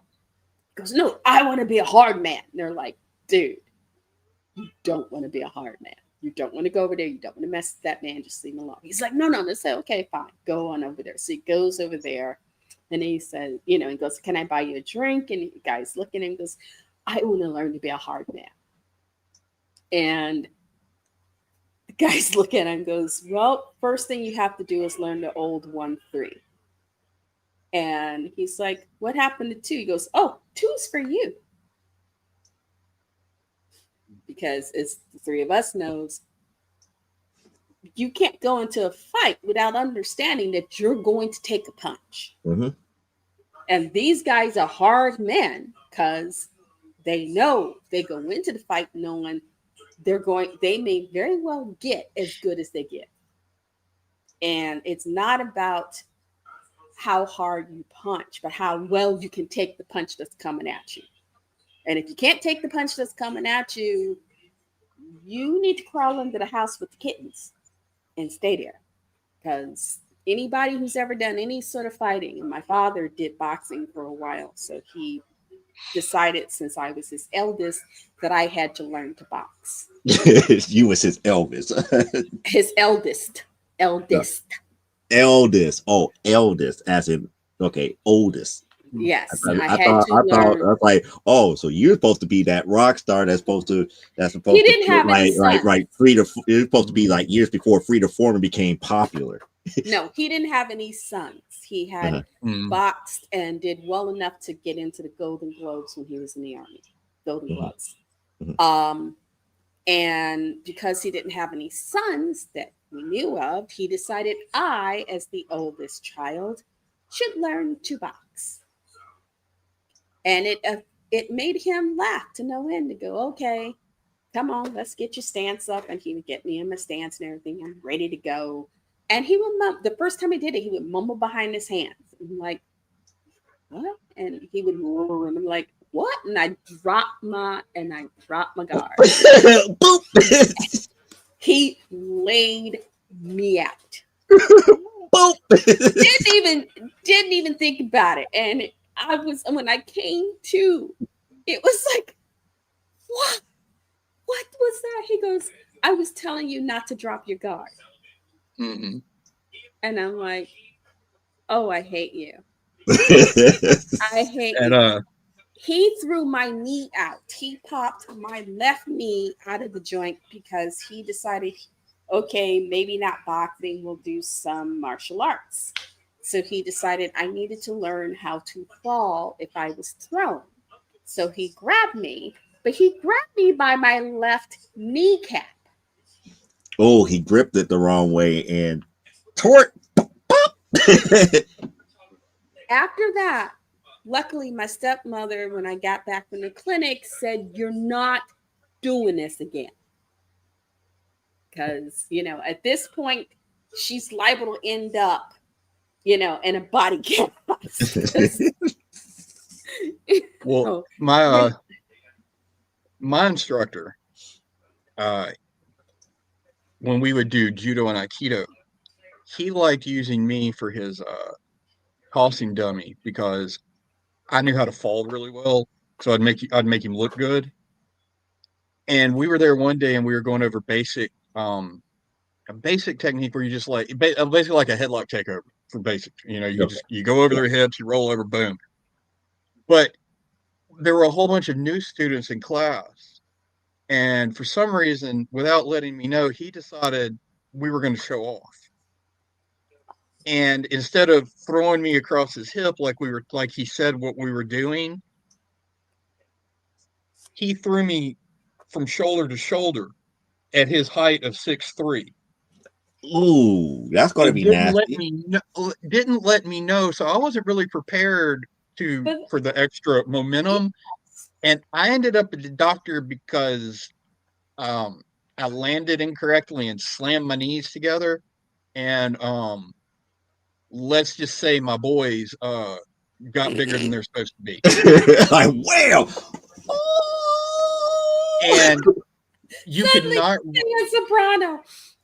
You cannot write this as anything except real life. I went to the doctor, and the doctor I went to was a very, very large Russian woman. And she came in there, and my wife was with me and Oh, would she not What's your got stop name? laughing. jokes. What's your I bet name? you that Russian woman had jokes too. She would not. My wife will not stop laughing because she goes, "You hurt yourself. Drop pants." I was like, and she goes, "Stop being scared. You have nothing I have not seen." It's like, Throw pants bend over. It's like yes. And she goes, "Oh, that's bad. You're not used for a while." I was like, "Oh, Do not use for a while. The yeah." action is like, wow, just deadpan. Mhm. And then she left. I was like, "Oh, damn." So, and I went back and told my instructor, and he goes, "I'm sorry. I just got really excited and thought you could handle it." I was like, "No, no, I couldn't." So, yeah. well, just think of being like a 14-year-old girl and your Mhm. stepmother having to take you to the clinic and having to lie Mhm. about how your knee got popped out of the socket. How your Mhm. kneecap isn't, your kneecap is supposed to be in the front of your leg, not Mhm. the side. And I had to have it put back. Mhm. And my stepmother had this, I don't even think I was in so much pain. I don't even think I paid enough attention. I just sort of nodded. It was one of those smile and nod moments because she couldn't tell him, well, her father did this because he thought she needed to learn how to fight. Because this was the 70s, so they were just getting those serious child protective laws in Mhm. place. Mhm. So if she'd have said, yeah, her father popped her knee out of socket and because he wanted to throw her because he thought she knew she needed to know how to fight, he would have Mhm. gone to jail. So Right. I forgot I was in so much pain I don't remember what she said. I just kind of remember crying like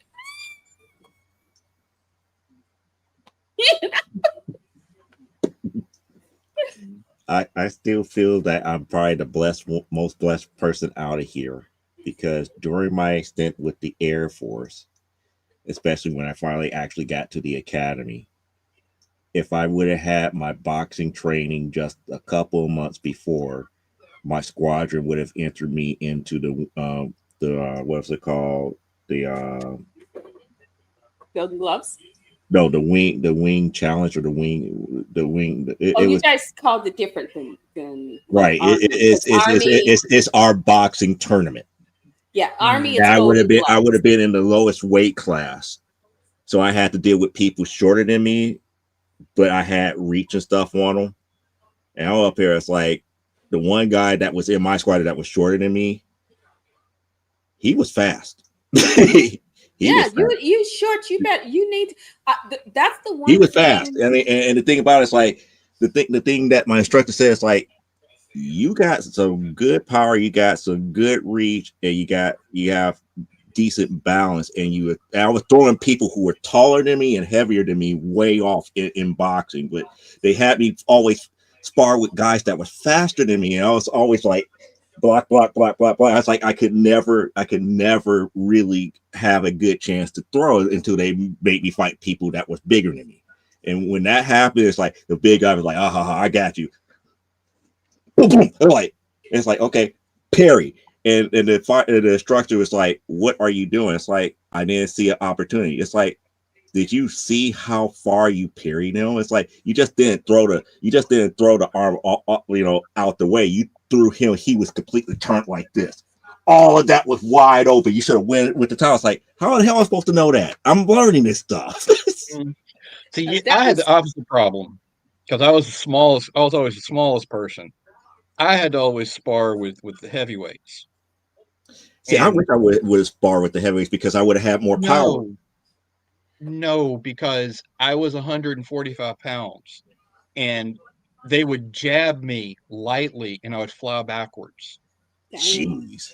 And they're like, I'm like, yeah. So yeah, I wish I got to spar people my size.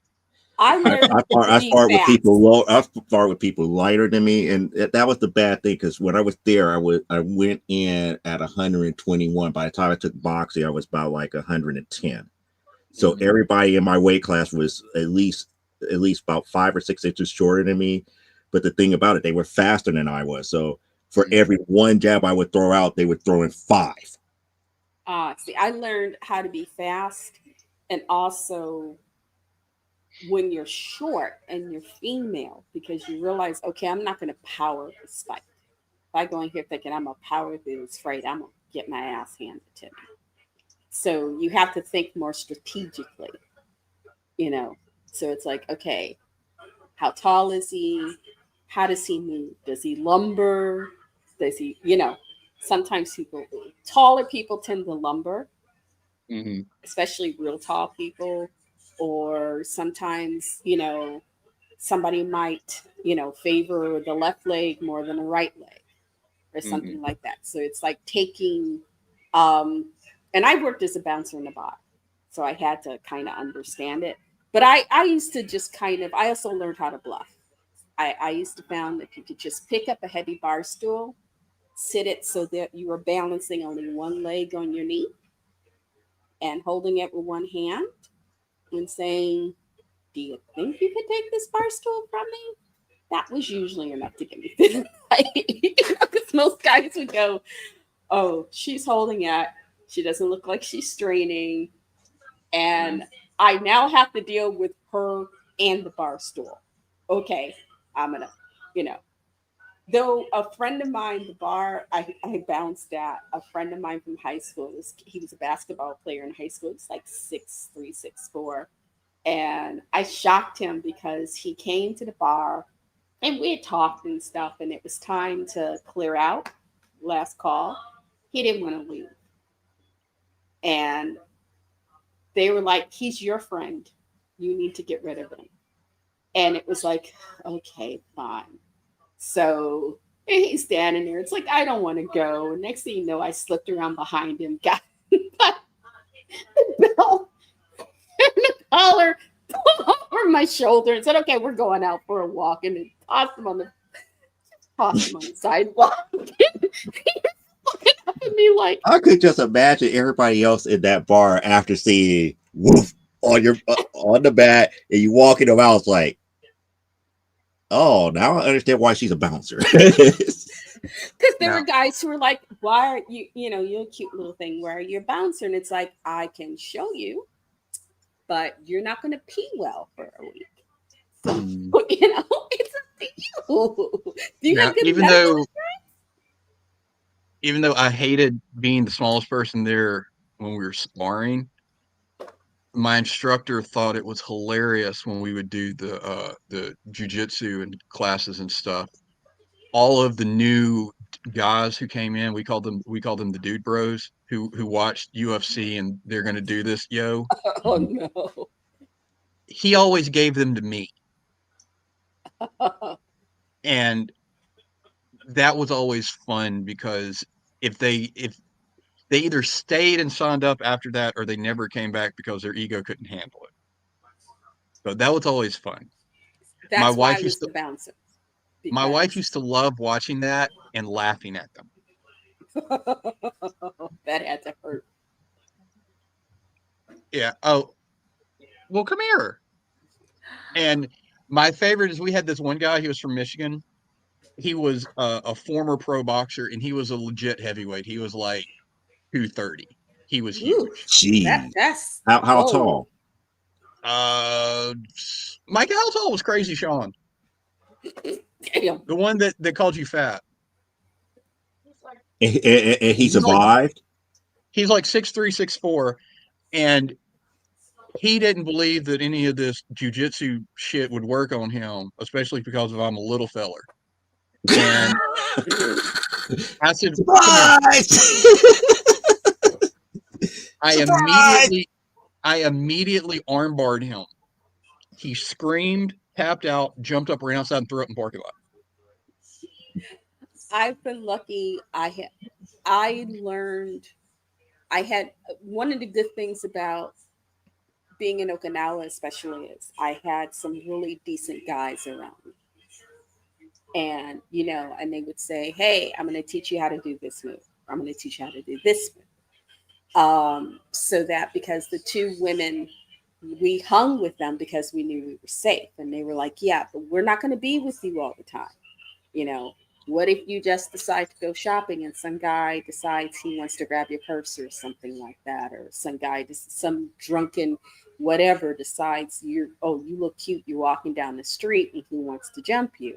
So I was lucky I had all these big Marines who were teaching me, and we have boxing in the Corps, but Marines fight dirty. Yeah, rat technique. Yeah, y'all have rat technique. And they were the ones who taught me. It's like, consider your opponent. You don't want to make this a long match. You want to be as fast and efficient as possible. You want to bring that dude down, and you want to bring him down in such a way that if he ever lays his eye on you again, he's going the other way. And so I was lucky in that, and they didn't have to they didn't have to pop my knees out of the socket or deck me or anything to do it. They just sort of, they were like, yeah, this happens, you do this. This happens, you do this. And we're going to take you through that so we can see that you can do it. I was blessed at that time that I had guys that I worked with in the motor pool and stuff who were kind of like brothers who went out and drank and got stupid together, and they watched out for us. But there was also that attitude of we're not always going to be around. You might get sent stateside, you might get put on the float. We want to know that you're okay, that if something happens and we're not with you, you're going to be okay. And I love that about those guys. Now, in his defense, I will say him Big Crazy Sean, because we had like 8 Seans at the school and they all had their own adjectives. 8 Seans. Big Crazy Sean came up to me one day after the vomiting incident, and my wife was sitting on the bleacher. She wasn't working out that day because it had only been a couple of weeks after she'd gone through her C-section with our firstborn. Oh. And he goes, "Hey, Cliff, come here." I was like, "What?" "That girl sitting up yonder, that ain't the same girl you brought in here before, is it?" I was like, "Yeah, it is." She was like all fat and stuff. Like, she was pregnant, man.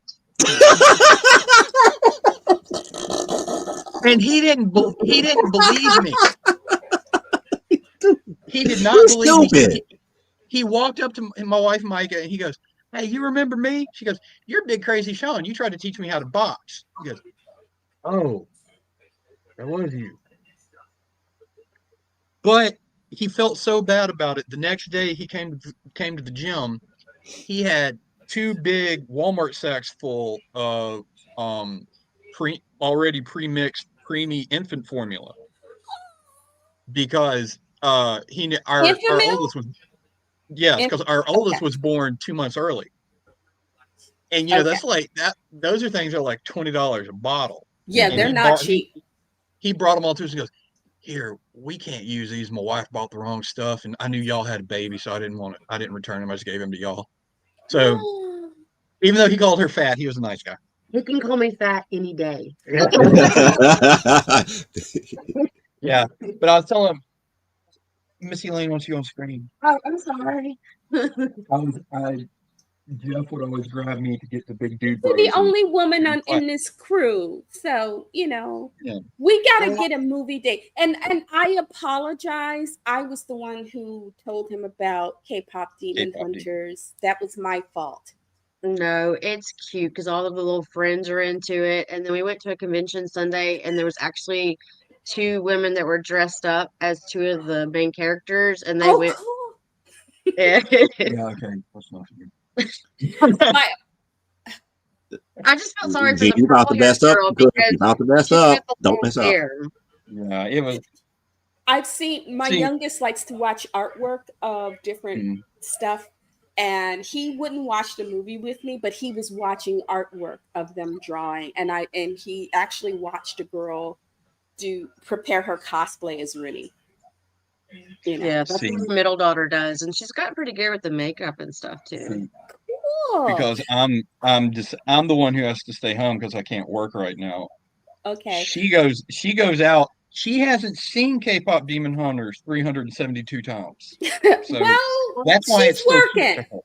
I Yeah. recommend Demon it. Slayer yesterday, and Mhm. I'm never gonna watch that show again because we saw the movie last night, and I've never cried so much in all my life. Oh no, you Yeah, if shouldn't you've never, see Iron Giant then, because yeah, there is a part that that's will gonna make get me you a cry. little.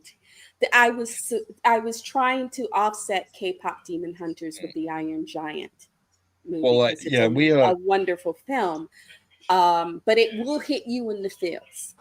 It will. Yeah, it It was has a like couple every of parts life that will definitely lesson. hit you in the feels. yeah, if you've There's a never watched Bambi Demon moment. Slayer, they make you feel sorry for everybody in the show, even the demons, by showing you how shitty their life was before they became demons. And so this was like a 2.5 hour long movie of nothing but flashbacks, and every one of them was like the most miserable story you could ever think of.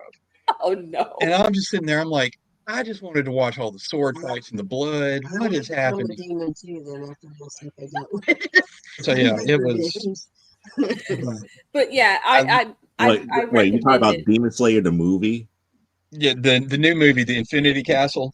Don't watch the TV series then. No, she hasn't really sat and watched it. I've read the manga, so I knew what I was getting into. And the girls love the anime, so we've watched it. I was not prepared for how well they translated the manga to the movie for some of these people's backstories and death scenes. And I was sitting there like, man, this is some depressing stuff. And I spent $50 on these tickets. Um, Yeah, but we got to walk down that long We hallway. went to we I splurged for the girls, and we went to one of the big IMAX theaters with the laser projector. oh, So yeah, it was the first time I've seen an anime like that. It was pretty neat. Spy X Family is an anime series that Mm, your girls may also like. It's kind of a Cold War, mm. and this guy, he's supposed to be spying on this guy, but he has to go undercover, and he has to go undercover as a parent. He doesn't have a child, and then they tell him, "Oh, you also have to get a wife."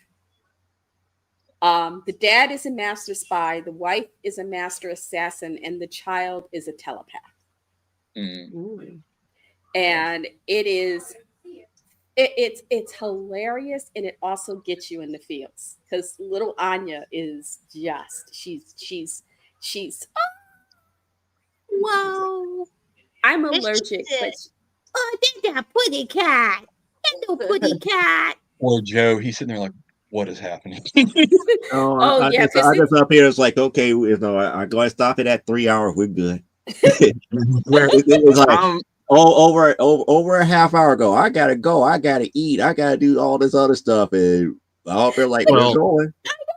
I pulled that her in here. often. I don't get I to pulled see her in here her. because she sent me a text saying, "Are you almost done? I miss you." So I'm dressing up as Oh, a Street Fighter character Oh, this weekend, okay. and I think my see, bottoms Cliff, are below everything's his good. waist. Look at the screen. It says TVMA. hmm We're we're gonna shut down so you can get well, now if you ready. heard her what she said, the real reason she wants me to get off of here is because she's looking for something under this desk. So Okay. it's not she misses me. She She needs doesn't under the tell you. desk. It's like, hey, could you grab this up under the desk? It's like, no, Yeah, I gotta look for it Grab myself. it. Did y'all not Well, see him she pour knows him? what yeah, she's looking for. She knows yeah. what So she's see, looking for. He does not. it wasn't really that she actually missed me. It's she misses her stuff. So we're gonna have to Men, wrap it up. Stop being in the way men. and get away from her stuff. Yes. I'm working on it. So Okay, so let's shut down You so can you can take get the out the way camera, and give pick her it up, and go to the room while she can get to her stuff. Okay. Well, then let me sign out, and then you can sign out, and she Okay. can get her stuff and give her a hug. Give them all a hug from me, okay? I mean it. I want to hear you gave them hugs and they smile. Ooh. See, Oh, and look, he's about to blush, and look, he's blushing. Look how he's totally red. oh my God.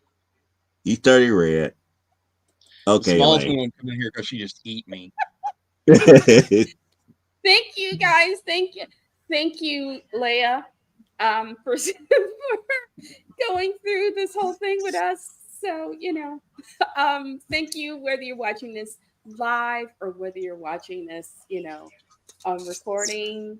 Hey, we're just crazy folks who are into, stuff and comics and stuff that are done from comics and just stuff that gets done. And some stuff is good and some of it isn't. But we have fun here. We hope you enjoyed it. We hope we've entertained you and taking you a little out of your troubles. Anyway, I'm Elaine. My website is lenscaponline.com. You can find me there. You can find me at Facebook. You can even find me here at YouTube. Just look for Elaine Haygood. I'm old, I'm crazy, but hey, at least I'm not out there killing and eating thug boys. Anyway, y'all have a good one. Take care. Peace out. Love you, my dudes. Bye. And there's Cliff. This is the hell which is my life. Have a good one. Thank you. Come again. Next week we're talking about Birdman. Yes, and next week we probably going to have the same thing probably happening because unless I could find a clip or a good clip on YouTube, we're going back to the DVD set that I got here, and we're probably going to get flagged again. But nevertheless, Comic Book Spectrum is brought to you by Plasma Fire Graphics. If you need of the service of somebody who could get you award-winning graphics for your brand new book, your brand new graphic novel, or your brand new comic, give Jeffrey Hayes a quick little message over there at plasmafiregraphics.com. If you don't believe his capabilities, take a great little look at this.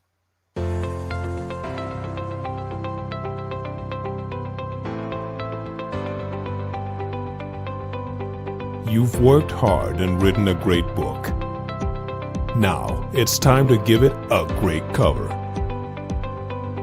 If you're an indie author or small press publisher, Plasma Fire Graphics is your source for affordable cover illustration and graphic design.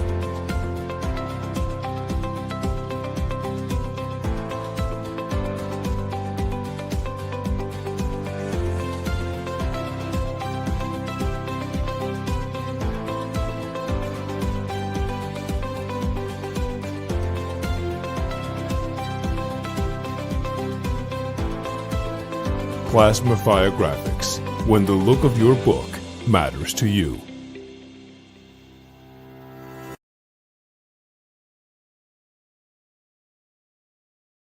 You seen? Hold on. What's going on here? Hold on. If you had questions about, you want to see again, let me know, and I'll. Okay, there we go. I don't know what happened over there, but if you seen the graphics, you seen the stuff that he brought to those other books here. He could bring that exact same fire to your project here. So give Jeffrey Hayes a message over there at plasmafiregraphics.com or hit him up on his Facebook page here. As far as I'm concerned, I'll be back here Saturday for another episode of From the Desk of a Small Press Publisher. What we probably end up talking about, heck, and I know. I'm just open to a lot of different stuff as of right now. Only thing I do know is that I've been watching the normal comic book related stuff on the interwebs and everything here. Nothing out of the ordinary, but the stereotypical, but we'll find something to talk about. Even if I make it an Ask Joe episode here, that means that you guys control what we talk about and how we go about things. So until then, live life, grow, and be well. And I will see you next Thursday right here on another episode of Comic Book Spectrum. We out. And like Brian K. Morris, who is the founder of the show, I don't care if you wash your hands, but never, and I do mean never, apologize for being awesome. Catch you next week.